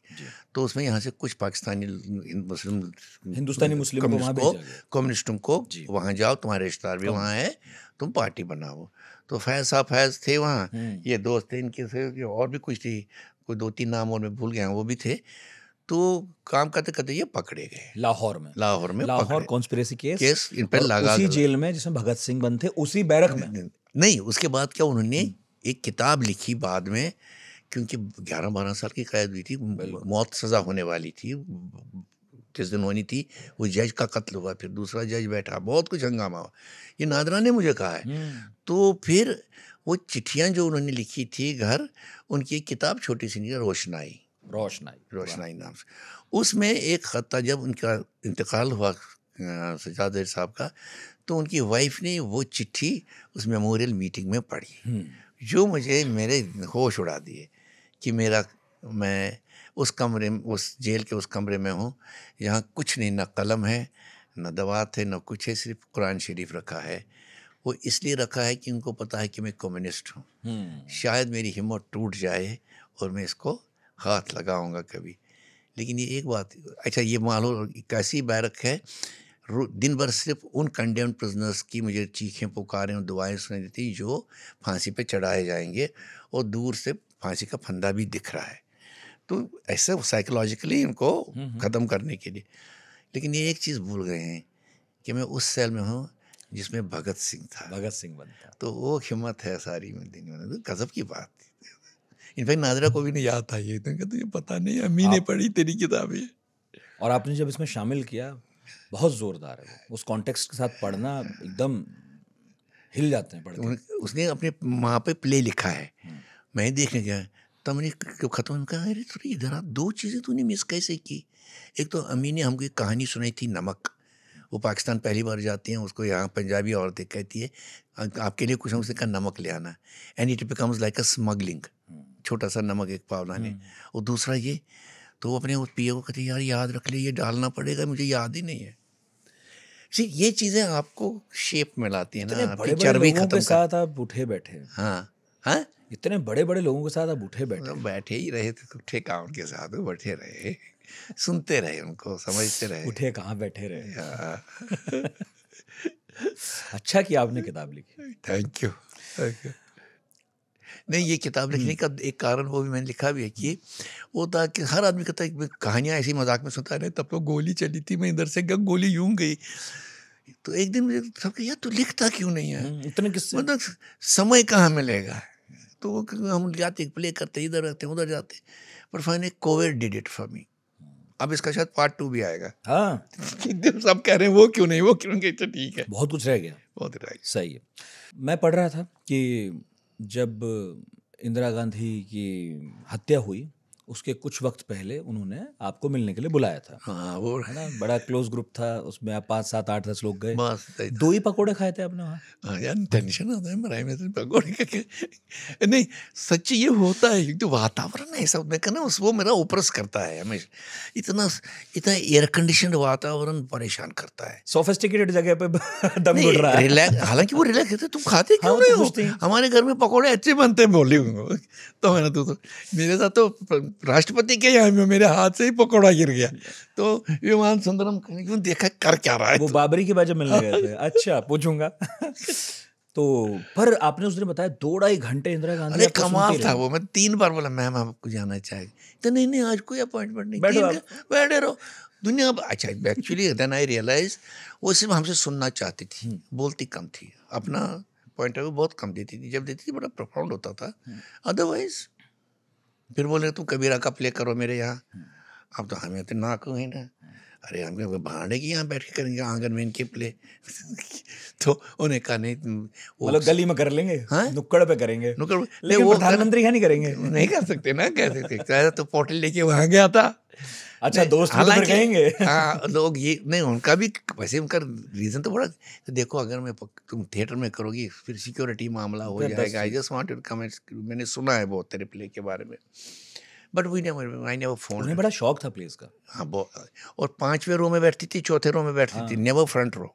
हमें याद है ना, नीरजा जी बता रही थी वो फ्रांस में भी थी तो भी ओपेरा वगैरह देखने गई थी। नहीं दिल्ली में ये जबरदस्त प्रथा थी, हमारे जितने भी प्ले आते देशांतर, ओम शिवपुरी, ये जब हम करते और भी VIP come by ticket, Umashankar Dikshit मेरा कबीरा खड़ा बाजार थे, 3 बार टिकटें लेके पूरा परिवार लेके, तकिए लेके, बूढ़े थे लेके लाते थे, फिर कहते थे उसको ले आओ मेरे साथ खाना खाना इसको, तो घर में गया हूँ तो मेरी शीला जी उनके घर परिवार के साथ, क्योंकि उनका जो बेटा था विनोद भाई वो मेरा एक्टर भी था, तो दद्दा थे हमारे वो भी, तो वो लेकिन उतना ही आगे नहीं जाना है, तो अब तुम चीफ मिनिस्टर बन गए, हम खाना नहीं खाएंगे तुम्हारे यहाँ, वो एक रखना पड़ता है आप आदमी को। तो यहाँ तो ये था कि एक्चुअली राजधानी इज अ क्रूसिबल, यहाँ हर बार बॉयल होता है कुछ ना कुछ, यहाँ ऊर्जा ज़बरदस्त होती है इसमें, और उससे बचना भी बहुत ज़रूरी है, क्योंकि आप घुस गए तो जल भी जाएंगे आप। पर कुछ लोग कहते हैं जो इस आर्ट से जुड़े हुए हैं कि हम तो दिल्ली इसलिए नहीं आते क्योंकि यहाँ राजनीति बहुत है, सही तो बात वो मुंबई रहना चाहते हैं। और गंदी राजनीति है वहाँ, तो व्यवसाय और दौलत और स्मगलिंग की राजनीति, ये कहने वाली बात। तुम वहीं रहोगे जहाँ तुझको थोड़ा सा ठीक ठाक मिलेगा। आप मुंबई नहीं बसे क्योंकि आपको अच्छी नहीं लगती, आपने बताया। नहीं नहीं मुझे अच्छी नहीं लगती, वो तो कहते हैं, इतने दोस्त हैं मेरे वहाँ, कहते तेरे को कांटे काटते हैं, एक दिन भी नहीं रहता है। मैं एक बार तो फिल्म एक बना रहा था, डॉक्यूमेंट्री मैंने बनाई थी लद्दाख पर, सीधे जैसे ना तवे से रोटी निकली मेरी, डब्बे उठाए और सीधे एयरपोर्ट गया। क्या अच्छा लगता है दिल्ली में, क्या अच्छा लगता है? दिल्ली में बताऊंगा, मैंने ये अमेरिका में भी कहा था एक बार, दिल्ली एक ऐसा शहर जिसमें तवारीख है, इतिहास है। आप यहाँ से गाड़ी निकालते हैं तो सामने कहाँ पर निज़ामुद्दीन पहुँचते हो, ये करते पुराने किला काटते हो, शेरशाह सूरी का टॉम दिखता है, तो हिस्ट्री में आप घुल मिल देते हैं। इतने गार्डन कहाँ हैं कि शहर में है, मैं तो दंग रखे, मैं इतने गार्डन जितने हैं जितने या तो जम्मू कश्मीर में है या समरकंद में या समरकंद में या दिल्ली में। ये तो सजाया हुआ शहर है, इसको और सजा के रखना चाहिए ऐसे। शौक था मुगलों का। तो वो ब्रीदिंग स्पेस, मतलब शाम, अब हम कहते हैं छोड़ा यार आज गर्मी बहुत है, चल सुबह 5 बजे आएगा कोई, क्या चलो जाते हैं यार उस गार्डन में जाके वॉक करते हैं, तो 5-6 बजे गया, वॉक करके आ गए। हाँ पेड़ अच्छे हैं, बम्बई में पेड़ ही नहीं है।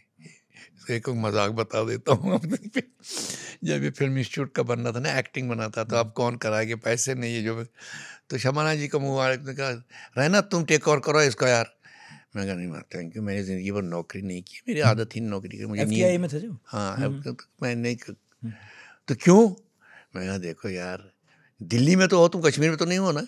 मैं कहा कश्मीर के पेड़ों के बाद दिल्ली के पेड़ों तक तो कॉम्प्रोमाइज़ हो सकता है, यहाँ कहाँ हो पुणे नहीं आवागा, यहाँ समंदर में बहुत नमक वैसे भी है, तो है अपना अपना है।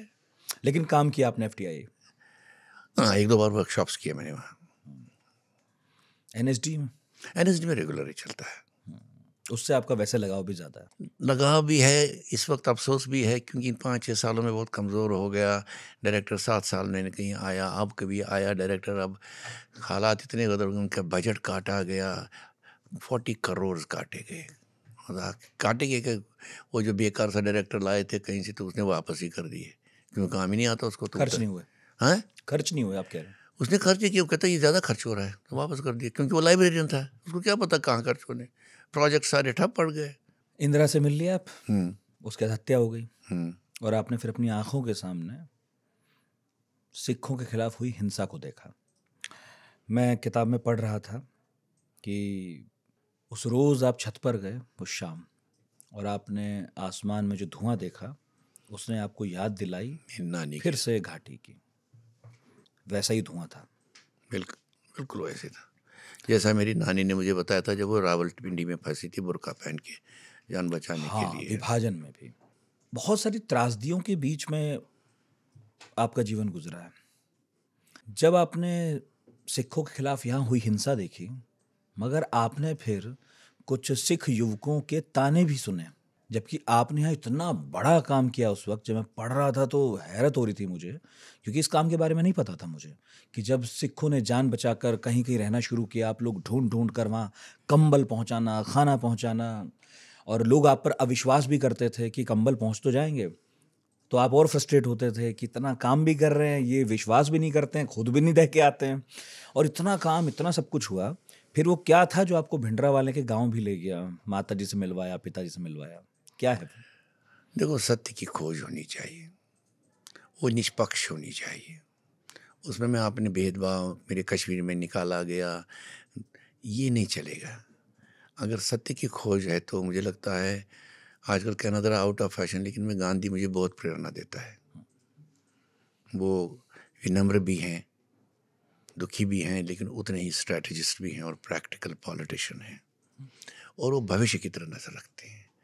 अगर मेरा कश्मीर, दिल्ली जल गया, पंजाब जल गया, मेरा देश जल गया ना, एज ए सिटीज़न मेरा क्या काम है? उसका भेदभाव बुलाना पड़ता है।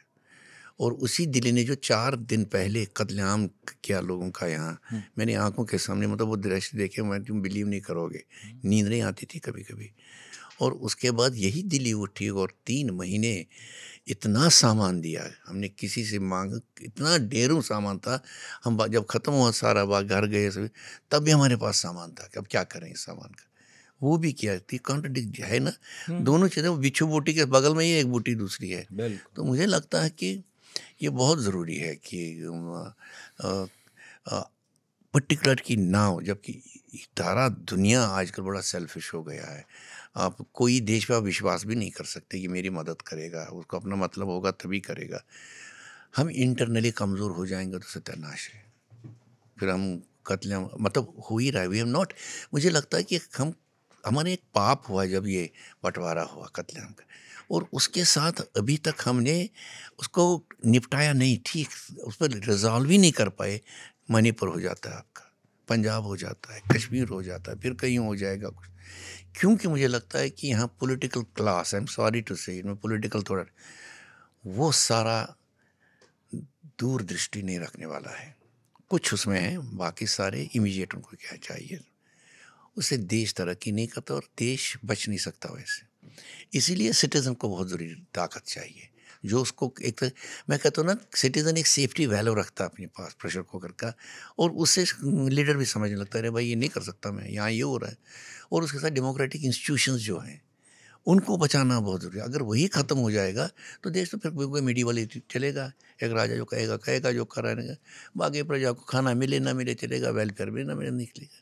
अगर हमने एक कॉन्स्टिट्यूशन है जो कि दुनिया का बड़ा अच्छा कॉन्स्टिट्यूशन माना जाता है, मैं मानता हूँ उसमें कुछ और भी इम्प्रूवमेंट करनी होगी, वो करो, लेकिन don't divide this nation, don't divide nation on race, on religion, मेरी नाक टेढ़ी है, मेरी तेरे बाल लंबे हैं, वो नहीं यार। आदमी तो फाइनली एक ही स्पेन है, उसके हाथ, 2 पैर, आंखें, यही तो है ना। It's very important, it's very important. मैं कश्मीर में देखता हूँ अभी भी मतलब जब जाता हूँ तो, मतलब मेरी सारी सिक्योरिटी कश्मीर में इतने हाल में, 2001 से गया हूँ, अभी तक जाता हूँ, हालत ख़तरनाक हालात में वहाँ काम करता था, गांव में करता था। मेरी सिक्योरिटी क्या थी? आई वाज अ बैग, कोई भी पड़ा, उन्हें गांव के लोग वो कैसे मेरी देखभाल करते मुझे भी नहीं समझ आता था। नज़र रखते थे ये कहाँ गया, क्या करता है। लेकिन एक बात बताइए, हम्म, मूलतः आपकी जो वैल्यू है वो सेकुलर हम्म। है ना? लड़े भी आप उस चीज़ के लिए, बहुत लड़े। अभी तो मैंने पूछा ही नहीं कितना कुछ इस किताब में, लोगों को पढ़ना चाहिए तब पता चलेगा। लेकिन जब कश्मीरी पंडितों को निकाला गया, आपका परिवार खुद शामिल है, आप सिख विरोधी दंगों में सिखों की मदद करने भी निकलते हैं, लेकिन फिर आप एक वो हिंदू भी हैं जो चरमपंथियों से बात करता है तो इसलिए भी गाली खा रहा है क्योंकि वो तो हिंदू है। फिर आपके ही कुछ मित्र आपसे ये भी पूछते हैं कि तुम क्या, कहाँ गई तुम्हारी सेकुलर पार्टियां, क्या कर रही हैं वो, तुम तो निकल आए ना कश्मीर से। ये एक अजीब से किस्म का धर्म संकट है, कोफ्त होती है, या क्लैरिटी है, क्योंकि ना आप इधर ना उधर नहीं, कहीं के भी नहीं हैं। दो चीज़ें I must tell you. I have written it also. I was surprised why secular parties ने इसको जैसे ना कारपेट के नीचे छुपा दिया, जैसे कुछ हुआ ही नहीं। 4 लाख लोग मजाक नहीं है, एक पूरा निकलना। और 5,000 साल से जिनकी वहाँ हिस्ट्री टंगी हुई है, वहाँ सब कुछ वहाँ है, टेक्सचुअल है, आर्किटेक्चरल है, म्यूज़िक में हर जगह है वो। It's the biggest sin that I would say Indian seculars in their stupidity did it. तो अगर वो उस वक्त खड़े हो जाते हैं, हम तुम्हारे साथ नहीं, ये उसको अभी तक, अब इस इलेक्शन में नहीं कश्मीरी पंडित करते हैं, उन्होंने तो बीजेपी करती थी, कुछ और इशू लिए उन्होंने, नहीं तो ये इशू उनको काफ़ी डिविडेंड देता था। It would not have become a dividend. I think that is secular आदमी को सेक्युलर सिर्फ पॉलिटिकली नहीं होना है, he has to be born, वो डीएनए में चाहिए। हाँ, मतलब केवल स्ट्रेटेजी सेकुलर नहीं हो सकती आपकी। नहीं, you can't compromise on that, you can't compromise on that. वो बहुत ज़रूरी है। इसलिए मैं कहा ना, इसलिए सिर्फ अलकाजी था जिसने मुझे कहा तेरे घर का क्या हुआ, बाकी कोई नहीं। अरे हो गई, जैसे जैसे सोच होता है ना, यहाँ भी होता है वहाँ भी होता है। आपके एक दोस्त ने भी कहा कि तुम थोड़ा कम्युनल साउंड करने लगे उसके बाद। क्योंकि इसने देखा था क्योंकि मैंने कश्मीर में जाके मजाक किया, वो भी एक्टिविस्ट ही है, वो अच्छा होटल में रह रहा था, मुझे जगह ही नहीं, मेरे पास उतने पैसे नहीं थे, मैं कहाँ रहूँ। तो मैंने उसे मजाक में तो हाँ भाई तू तो रहेगा ही वहाँ, तो उसको बुरा लगा होगा। बट उस पर उसने कहा but you see these you have to take, अगर तुम्हारा अपना ज़मीर साफ है, तुम किसी को एक्सप्लॉइट नहीं कर, किसी को तुम अपने लिए कुछ नहीं ढूंढ रहे हो। मुझे काफ़ी चीज़ें ऑफर हुई कश्मीर में, let me tell you the state position से, ऐसा नहीं, मतलब मुझको फ़ोन है तू ना नहीं करना यार उनके, उनको क्योंकि उनको पता था ना कहेगा, कारण नहीं था। मैंने कहा नहीं, एज अ कश्मीरी पंडित मुझे नौकरी नहीं चाहिए भाई, मैंने ज़िंदगी भर नौकरी नहीं की, ये पॉलिटिकल ये मोहरा है, आई डोंट लाइक दैट। मैं उसलिए यहाँ नहीं आया, मैं अपने घर आया हूँ, अपने वोकों के पास आया हूँ। मुझे उसके लिए मुआवजा मांगने नहीं आए मैं, वो तो लानत है मुझ पर, इतनी बड़ी पोस्टों को सब कहेंगे हाँ इसीलिए ये कर रहा था ये। हाँ, तो ऐसे आई अंडरस्टैंड, पूरा हंसने लगे एक दो, तो तू यार असली कश्मीरी पंडित तू है। मैं कहा नहीं, तुम लोग बेवकूफ़ हो, तुम लोग खुश हो कि मैं आ गया, तो दोस्त अपना आ गया, इसकी रेमिफिकेशन ज़्यादा है। I can't explain that, I don't want that तगमा मेरे ऊपर, मुझे घर से ही निकाल देंगे अगर मेरे क्रिटिक जो सबसे ज़्यादा मेरे घर में है, मुझे बाहर ज़रूरत नहीं क्रिटिकों की। मेरे दोस्त मेरे क्रिटिक हैं, वही अच्छे दोस्त हैं जो क्रिटिक्स हैं। हाँ, तो भिंडरावाले के गांव में क्या हुआ? उसी वो हुआ था कि हम लोग एक डॉक्यूमेंट्री बनाना चाहते हैं आफ्टर ब्लू स्टार। फिर काफ़ी मेहनत की, हम तो एज वॉल्टियर गए, सईद मिर्ज़ा बनाने वाला था, दुआ भी थोड़ा इन्वॉल्व था उसमें, पता नहीं और कौन, सुरेश जिंदल बना रहा था, ही वॉज द प्रोड्यूसर। तो मैं, क्योंकि मैंने पंजाब में काम किया, मदन गोपाल सिंह मेरा दोस्त, वो भी पंजाब का काम किया, उसके रिश्तेदार भी है, हमको कहा गया तुम हमारी मदद करो, तो हम वॉल्टियर चल गए। तो स्टूडेंट्स के साथ ज़बरदस्त डिस्कशंस हुए, वो रिकॉर्ड किए। फिर हमें लगा नहीं यार क्या रोडे जाते हैं, देखते क्या होता। तो पहुंच गए रोडे हम, तो देखें किस ज़मीन से निकला हुआ ये बंदा क्या था। तो वहाँ जब गए तो एक सिंपल मिट्टी का घर, पुराना घर, नया कुछ नहीं उसमें, जो पंजाब में नया घर कुछ नहीं। बाहर उसके फूफा मिले जिन्होंने 48 में FA किया था, उसने बोला था मुझे, सारे ऊपर FA, FA 8वीं थी 10वीं थी, है 10वीं होती थी, 8वीं 10वीं के बाद होता था FA 2 साल का होता था, वो पास किया। कहता फिर मुझे लगा कि मुझे नौकरी नहीं मिली तो मैं किसान ही बनूंगा। तो वो भी थे वहाँ। उनके बड़े भाई थे एक, वो स्कूल मास्टर थे, बिल्कुल भिंडरावाले जैसी शक्ल उनकी। उसको मैंने कहा मैं आप तो बात कर, कहते नहीं मैं तो नहीं सियासत नहीं करता ना मैं, ये तो सियासत दी गल्ला है, बाबू जी हमारे उधर है अमृतसर उधर जा। माँ बिल्कुल बात नहीं की, वो बिल्कुल जैसे उसके पास कोई बच्चे आए थे। उन्होंने पहले तो वो पिलाया, क्या कहते हैं, रूह अफ़ज़ा का पानी, फिर चाय पिलाई, कुछ खा लो पी लो, एब्सोल्युटली नथिंग, जस्ट टॉक टस्ट नॉर्मल तरीके से। फिर उनका ये उनका हिस्सा है, एक छोटी सी एक झोंपड़ी थी जहाँ भिंडरा वाले बिदरा का जो हिस्सा था उस घर पे वो था। फिर हम, वो साधारण किसान, और उनके पिताजी बिल्कुल ताऊजी अपने गांव में जैसे होते हैं, वो कोई पॉलिटिशियन कुछ नहीं थे। अब तो मुझे जहाँ तक लगा वहाँ एक खन्ना साहब थे जो उनको पीए जैसे थे, मतलब वहाँ पर वो बॉस है, वो क्या नाम है, वो जर्नलिस्ट, उसको अमृतसर में क्वेश्चन पूछ रहा है, अंग्रेजी में पूछ रहा है। अजय बोस थे वहाँ पे, अजय बोस है, हाँ, जर्नलिस्ट हम। वो इंडिया टुडे में शायद लिखता था, क्या किस में लिखता था, तो उसका अंग्रेजी में पता, खन्ना साहब बाबूजी को बोल रहे हैं, अपनी कोई बदलता था क्वेश्चन, और मैं हंसने लगा, क्योंकि उन्हें भाषा नहीं समझ में नहीं आ रहे थे, वो ही नहीं समझ रहे थे। तो जब जवाब आया, जवाब ही उल्टा आ गया, और मैं हंसने लगा। तो बोलते थे तू क्यों हंस रहा है? मैं कहा तूने जो क्वेश्चन किया वो पहुंचा नहीं वहाँ यार, इंटरव्यू हो ही नहीं रहा था, ये कॉमेडी तो हो गई। तो पता नहीं क्या क्या उसके बाद उसने। लेकिन फिर आपको इंटरव्यू तो आपको भी नहीं मिला ठीक से। फिर भिंडरा वाले जो थे वो तो अमृतसर में थे कहीं, पिताजी भी उनके वहीं थे। हाँ, फिर पिताजी का इंटरव्यू किया आपने? पिताजी वाज टेकन ओवर ऑलमोस्ट, उनको उस वक्त वो सियासत ही देखिए। अब जोगिंदर सिंह नाम था शायद उनका, तो वो सरदार जोगिंदर सिंह अब आगे चलेंगे इस का बात को लेके, पिंडरवाले की बात को लेके। तो वो ये भिंडरा वाले की मौत के बाद बात की है। बात है, एक साल के बाद ऑलमोस्ट।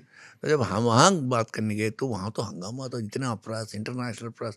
फाइनली हमारा टाइम आया अमृतसर के एक हरमंदिर साहब के एक कमरे में। तो वो वहाँ आए तो कैमरा जो है, तो वो तब तक यूँ बेचारे बैठे थे बुजुर्ग थे, यूँ होते देखा कैमरा का यूँ खड़े हो गए, तो बिल्कुल अपना स्पाइन ठीक किया, और वो अपना वो ना निशान साहब की बेल्ट ठीक कर दी। तो मैं कहा जी मैं, हमने अपना ये भी रखा था, कैसेट प्लेयर भी रखा था, कैमरा भी चल रहा था। मैंने क्वेश्चन पूछा, जी सर अब आप क्या रहेगा आपका और सियासत में? कहेगा ए ना जड्डा सा कौम हैगा ना, ए तू बता, मैंने तू मानदा कौम है, सिख अलग कौम है या नहीं? हाँ सिख अलग कौम। मैं कहा जी मैनू की पता, तुझे पता होता ना ना पहले तू बता, तो मानदा कि नहीं मानदा, ये मुझे मानदा कि नहीं मानदा। मैं कहा जी आप बोलो, मुझे क्या करना है? अरे तू बोलेगा मानदा कि नहीं? मैं कहा नहीं मानदा। दुर्पटे मुंह बंद करे, कोई इंटरव्यू नहीं दे रहा है। कब इंटरव्यू करता हूँ? तो आई स्टार्टेड लाफिंग, और सारे लोग हंस रहे कि कितना बढ़िया, ताऊ जी ने हंसा, सब हंस रहे थे, वो भी हंस रहा था। मैं according to him he fixed me. गांव के देहात के सरल हाँ आदमी हाँ, थे। सिंपल आदमी, वेरी सिंपल। इसी में मजा आ गया। हाँ। इंटरव्यू नहीं हुआ पर ना, कोई बात तो नहीं। ठीक है, कर दिया मुझको फिट उसी में। सफदर हाशमी का नाम हम लोगों ने बहुत सुना। सफदर हाशमी की साहिबाबाद में हल्ला बोल नाम था, जो नुक्कड़ वो कर रहे थे, उस दौरान कुछ लोगों ने हत्या कर दी। मारपीट हुई थी, लाठी डंडे चले थे, सरिये चले थे, और उसके बाद देश में अचानक से फिर एक उबाल आया। और आप लोग तो खैर उन्हें बहुत अच्छे से जानते थे, आप लोग तो हॉस्पिटल में भी थे, उम्मीद ये थी कि वो बच जाएंगे, वो बचे नहीं। उसके बाद बहुत जो छूने वाली बात है मुझे ये लगी कि 2-4-5 दिन बाद आप लोगों ने ठीक उसी जगह जाकर उस अधूरे नाटक को पूरा किया। क्या माहौल था वो, हुआ क्या था, और फिर सहमत कैसे बना? ये जनवरी 1 को हुआ। हाँ, मैं घर पे खाना खा के सो जाऊंगा तो खबर आई कि भाई उसको अटैक हो गया। एक दोस्त ने किया। अटैक है क्या होगा, मार पीट कर हाथ वाथ टूटा होगा, क्यों 3 दिन पहले वो मेरा ड्रामा देखा था, वीर गति मैंने किया था दरवाजा हाथ वाला। तो उसने कहा यार पहले तो अभी नहीं बात करेंगे नाटक पे, तू पहले मेरा नाटक देख। मैंने हल्ला बोल नाटक किया है, मैंने पहली बार एक्सपेरिमेंट किया है लव स्टोरी स्ट्रीट पे। मगर ठीक है, लेकिन आई कुडंट सी इट, ये पास्ट अवे, बट लिटरली उस वक्त देश हिल गया। यू कांट बिलीव कि ऑल ओवर कंट्री क्या प्रोटेस्ट आर्टिस्टों ने किया। मतलब स्पॉन्टेनियसली, कोई था नहीं। अच्छा वो पॉलिटिकल पार्टी का आदमी था, उसकी पॉलिटिकल पार्टी केरला में थी। हाँ, उनका वो कहाँ वो तो वहाँ कम्युनिस्ट अधिवेशन थे, चल और रहा अटल बिहारी वाजपेयी तक आए उन्हें श्रद्धांजलि देने। था। वो आए, वीपी सिंह आए, बहुत लोग आए। तो क्योंकि हमारा तो दोस्त था, हमें पॉलिटिकल, हम तो पॉलिटिक्स में है नहीं उसकी पार्टी में, तो मोस्टली आर्टिस्टों को upon themselves that it is attack on the freedom of expression, is attack on my speech. So जिस ज़मीन पर वो गिराया गया उस ज़मीन को रिक्लेम वापस करना है। इनको ये ना लगे कि ये अधूरा होगा। उसमें सारे लोग सहमत हो गए। उसमें अलकायद साहब भी थे, लीडनी में वो भी थे, और जोरा साइकिल भी थी। तो 3-4 हज़ार लोग हम लोग मंडी हाउस में लेके, बसें ट्रकें वकें लेके पहुँचे। और सबसे जो महत्वपूर्ण है, माला जो उनकी धर्मपत्नी थी, उन्होंने हिम्मत की। She led the play. वो मेन एक्ट्रेस वही थी। वो हिम्मत होना कि 2 दिन के बाद प्ले करना, और उसी एनर्जी के साथ। और हम तो सोच रहे, यूं बैठ के हम तो उधर सोच रहे, हज़ारों लोग थे वहाँ, मजदूर दुनिया भर के थे, वहाँ देख रहे थे कि उस दिन वो ड्रामेटिक करना सारा पलटा खा गया। और उसके बाद प्रोटेस्ट पे प्रोटेस्ट चलते रहे। नेशनल प्रोटेस्ट ज़बरदस्त हुआ। उसके बाद बूटा सिंह पे अटैक हुआ। फिर एक डे मनाया, एक फेस्टिवल हमने किया। फिर हम लोग आपस में जो दोस्त थे उसके, और पॉलिटिकल दोस्त भी जो उसके थे, ये कि भाई उसके कुछ ख्वाब थे। वो हमेशा कहता था गरीबों के लिए उत्सव होना चाहिए। उन दिनों अपना उत्सव होता था यार, जन उत्सव होना चाहिए। हम लोग ऐसी बातें कहते कैसे करें। And we started weaving this theme पे कुछ करेंगे। तो हम लोगों ने उसके कुछ दिन मरने के बाद ही सफदर का एक फेस्टिवल किया। सारे मुफ्त आते थे। बड़े बड़े कलाकार हैं उसमें। मैं नाम पढ़ के हैरान हो रहा था। रविशंकर से लेकर अहमद हुसैन से लेकर उमियाल पुरम, Sonal Mansingh, think of anybody, no तो था ही नहीं। कोई 1 रुपया बिना लिए अपने खर्चे पे आके परफॉर्म कर जाते हैं। हजारी प्रसाद, हजारी त्रिवेदी, ये क्या अपना चौरसिया साहब, सारे, I mean who is who, सब वहाँ थे। राही मासूम रजा ने वही वो कविता पढ़ी थी। मैंने डरते डरते फ़ोन किया, क्या आएंगे, जानता तो नहीं। हमने, हम आएंगे, आपने एक काम करें, आप गाड़ी भी नहीं भेजेंगे, हम खुद आएंगे, हम पहले ही आएंगे, हम देखेंगे क्या होगा। तो तब उन्होंने अपना उसमें पढ़ी थी वो, मस्जिद तो अल्लाह की ठहरी, मंदिर राम का निकला, लेकिन मेरा ये लावारिस दिल किस काम का निकला, बंदा किस काम का निकला। तो it was something, I mean वो डॉक्यूमेंटेड है सारा हमारा। उसी से लेकर हम लोगों ने फिर आर्टिस्ट अगेंस्ट कम्युनलिज्म की एक अपील की। उसमें कोई 200 आर्टिस्टों की अपील, पोस्टर बना। उसी के बाद में अनंत गर्जे हुआ, फिर हुआ, मतलब सहमत बनाया आप लोगों ने। उसके बाद सहमत आया। फिर ऐसा क्या हुआ कि सहमत को लेकर एक बार अटल बिहारी वाजपेयी ने कहा कि ये तो राष्ट्र विरोधी है। और राजनीति, मैंने उनको पकड़ा भी उस पे लिए। हाँ, जहाज में मिला आप? जहाज में सो रहे थे घंटा 1.5 घंटा। फिर वो इसमें है किताब में, तो वेट कर रहे थे। 2 नेशनल लिबरेटेड कैमरामैन वेट कर रहे थे, रहना कब आएगा, क्योंकि ये उठें और ये सवाल पूछे और हम कैप्चर करें। और वो भी शातिर थे, बड़े पॉलिटिशियन थे, वो सोते रहे। लकीली बाद में वो बस में बैठे रहे। तो बस में हमसे मुलाकात हुई। मैंने कहा प्रणाम सर। तो एक थे वहाँ वो MA बेबी, वो एक MP थे, उसने कहा ये रायना है। मैं कहा सर मैं सहमत से हूँ, आपका परसों मैंने पढ़ा, लेकिन I don't agree with you. आपने इतनी मेहनत की, एक पेज लिखा हमारे विरुद्ध में, हम देश के द्रोही हैं। हमारे पास आपके लिए एक भेंट है, मैंने 2 कैसेट निकाले। वो हमारा कॉन्सर्ट जो लाइव हुआ था अनंत गर्जे, अयोध्या में। नहीं, अयोध्या में नहीं, अयोध्या फैजाबाद में तो होता है। अयोध्या 2 दिन पहले हुआ था। हाँ, ये तो उससे पहले जो अच्छा, जो बम्बई पुणे में जो हमने वहाँ हमने किया मुक्तनाद, अनंत गर्जे, आर्टिस्ट अगेंस्ट कम्युनलिज्म, ये जो किए उसके, और गांधी पे जो किया था वो दिया उनको। But being a politician, he was a disgraceful politician. ऐसे तो आजकल के इतना ठहाका मारा, कहता सुनेंगे, मैं कहा प्लीज सुनिएगा इसको। So that was the incident. But ऐसे वैसे I don't think they were tolerant people also. उन्होंने आज़ादी की लड़ाई से निकले हैं, पार्लियामेंट की गरिमा को समझा था, जानते इमरजेंसी झेली, खुद विपक्ष में रहे, तो इस बात का पता था कि डिसेंट को आदर दो, कोई बात नहीं, हमें भी बोलना है, उनको भी बोलने दो। हाँ, सबसे बात है। और बाबरी गिरने के ठीक अगले दिन राष्ट्रपति से मुलाकात की थी, क्या बोले वो? देखो क्या हुआ कि it was a very sad day. हम तो हमेशा कहते हैं कि भाई उस दिन कुछ ऐसा घटा देश में कि पता नहीं कब तक उसका, अभी तक खमियाजा भुगत रहे हैं हम, जो भी कुछ हो रहा है। तो हमने क्या करें, कैसे कहें। हम लोगों ने एक पोस्टर मीटिंग की आपस में, आर्टिस्ट लोग ही थे, वेदांता, मैं था, आप थे, डांसर वांसर म्यूजिशियन। तो पोस्टर एक निकाला, अब कोई नारा ना होगा, सिर्फ देश बचाना होगा। पहले तो इस पर बड़ी बहस हुई, नहीं ये अच्छा नारा नहीं कोई किसी तो, फिर उस पर कबीर की पोएम हमने साथ एक चिपकाई, पतला सा पोस्टर, वो न्यूज़पेपर्स में हमने वेंडर्स को दीजिएगा, सबको नहीं मिलेगा ये पोस्टर, ऑर्डिनरी पेपर पे था, पैसे तो थे नहीं। तो उससे तो बाद में तो क्या कहते, प्रेसिडेंट देगा टाइम, नहीं देगा, नरसिम्हा राव से मिलने का मतलब ही नहीं बनता कोई, तो ये तो प्राइम मिनिस्टर मुंह बंद करके बैठे। डॉक्टर शंकर दयाल शर्मा थे। शंकर दयाल शर्मा जी थे। तो हमने उनको एक रिक्वेस्ट भेज दी फ़ोन से, तो उन्होंने कहा आ जाओ। तो हम गए। अब जब वहाँ गए, इट वॉज, अंदर गए, बैठे रहे, वो आए, चुपचाप बैठे रहे, कुछ बोले नहीं काफ़ी देर। तो विमान वॉज लीडिंग आवर डेलीगेशन, तो उसने हमको कागज़ दिया कि we want to protest this. तो उन्होंने कहा कि इस ठंड में तुम लोग आए हो, अच्छा लगा, तो कोई तो आया। मुझे तो बीबीसी से पता चला, मुझे कोई मिलने नहीं आया। तो उसको देखते आपको लगता है कि यार कमांडर इन चीफ को भी नहीं बताया गया कि क्या हुआ है ये। तो उसके बाद देन ही थोड़े से ऊपर आसमान की तरफ देखते रहे, तो दुख ही, चेहरे पर बड़ा दुख था। फिर कहने लगे इसके लिए हम बापू के पीछे अपने स्कूल कॉलेज छोड़े नहीं थे कि ये देखना देख पड़ेगा। तुम लोग चाय पियो। आपने लिखा उनकी आंखें भी थोड़ी नम थी। पियो चाय, बैठो, तो अब दूर से आए हूँ। तो उठते उठते कहने लगे और किससे मिले तुम लोग? हमने कहा नहीं सर, हम आपके पास में, आप प्रधानमंत्री से मिलो, उससे कहो कि आप हमसे मिलने आए थे। He was a sad day. He was very sad that day, very sad. Moist eyes, seeing a president of India in that condition.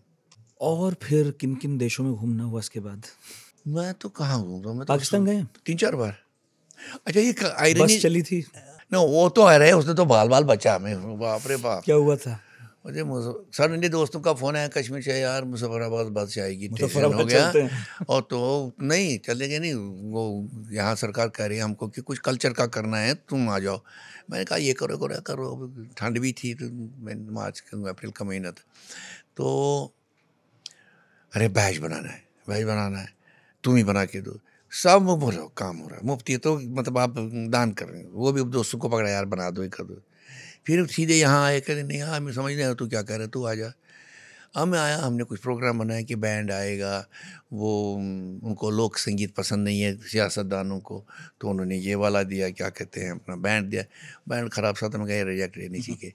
उनको तो बजाना क्या आता है, लेफ्ट राइट, कदम कदम बढ़ाए, लेफ्ट राइट मार्च मार्च। मैं नहीं चलेगा, हमें सूफियाना सिखाना है तुम लोगों को। तो दूसरा बैंड लाया गया, मैं उनको तैयार करता, उसमें दे लर्नड कश्मीर का सूफियाना, और वो गाने हैं जो लोगों को बड़े अच्छे लगते हैं, very beautiful, about spirituality, about this. तो कबीर के गाने समझो तुम, उसी तरह के, लाल दद के, शेख नूरुद्दीन के वगैरह। तो उसके बाद मैंने कहा अच्छा चलो कल अब होगा, वहाँ पर सारा अरेंजमेंट ऐसा ऐसा तुम लोग को। मैं गया पानी पीने बिल्डिंग में ऊपर, मैं पानी की बोतल पकड़ा नहीं तो फायरिंग शुरू हो गई, बढ़ती गई। मेरा ये शीशा टूटा, पीछे का शीशा टूटा। मैंने एनसीसी किया है बहुत कुछ, तो उसके मैंने सीखा था कि जब एयर एरिया कुछ होगा लेट जाना चाहिए ज़मीन पर, तो नहीं देखोगे। हम लेटे रहे, घड़ी वहाँ थी, उस ये डायरेक्टर जनरल का कमरा था टूरिज़्म का, तो 20 मिनट कुछ बम फट रहे हैं, क्या हो रहा कुछ समझ नहीं आ रहा है, तो पता नहीं। मगर एक लकली हो गया, मैं पैनिक नहीं किया। एक छोटा बच्चा था मेरे साथ, वो पानी वानी पिलाता था, गरीब लड़का, उसको भी पकड़ के मैं टेबल के नीचे ये लेटे थे हम लोग ऐसे। 20 मिनट जब हो गए, चारों तरफ देखा कि लल एकदम सन्नाटा, कोई 20-25 मिनट के बाद वो हुआ, तो मेरी हिम्मत पता नहीं कहाँ से मैं गया, टूटी दी वो फ्रेंच विंडो थी नीचे जो होती, मैं यूँ देखा, अंदर देखा, बख्तरबंद सिपाही AK-47 यूँ मेरी तरफ करके, नीचे उतरो, हाथ पर करो, वो हाथ पर किया। वही मैं चल नीचे निकल गए। तो मैं कॉरिडोर से चल रहा हूँ, तो देख रहा हूँ टेबलों के नीचे एम्प्लॉय सारे टूरिज्म के। मैं कहीं निकलो यार, तो मैं अपने साथ कोई 100-150 मेरे पीछे।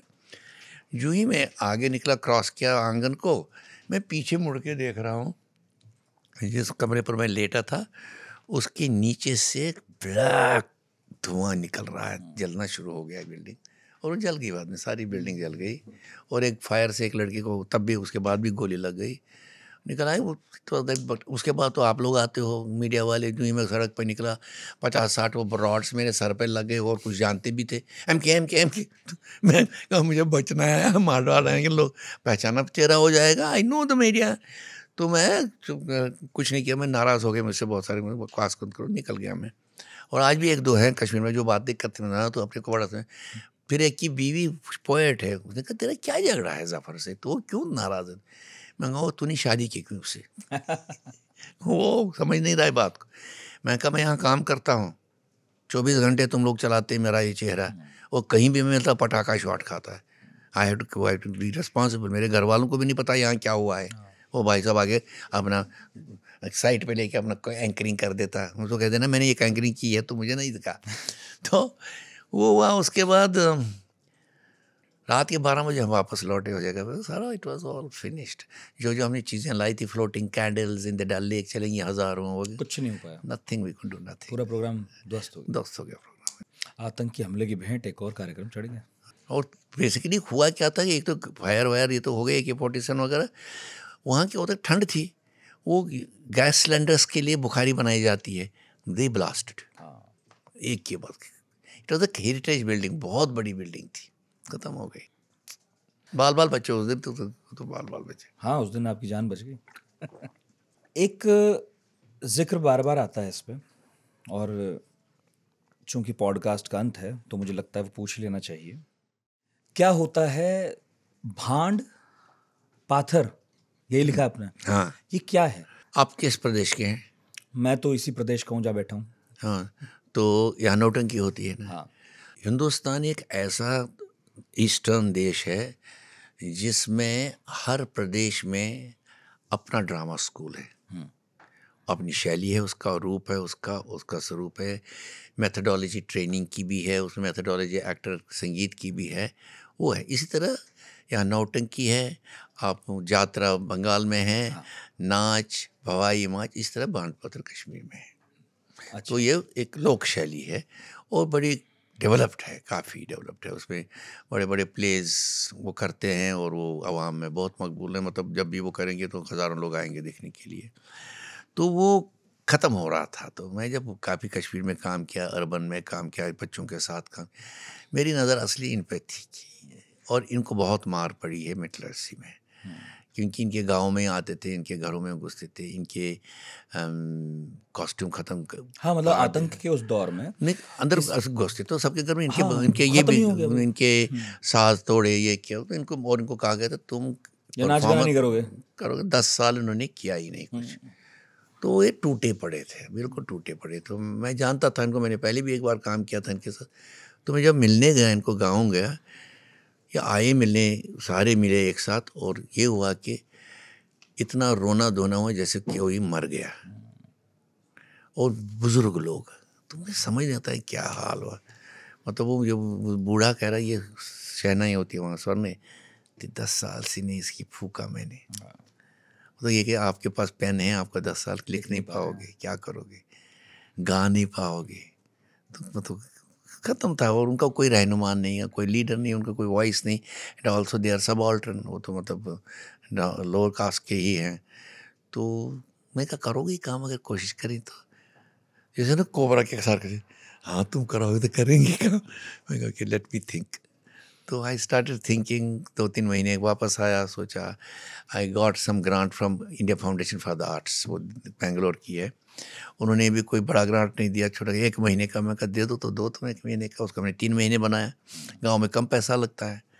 And we started working, modelling, really archaeological work, deconstructing. वैसे इतना शोर मचता है कि लोक शैली को बचाना है, लोक गीत को बचाना है, लोक नृत्य को बचाना है, कोई बचाने निकलता है उसको कोई पैसा नहीं मिलता।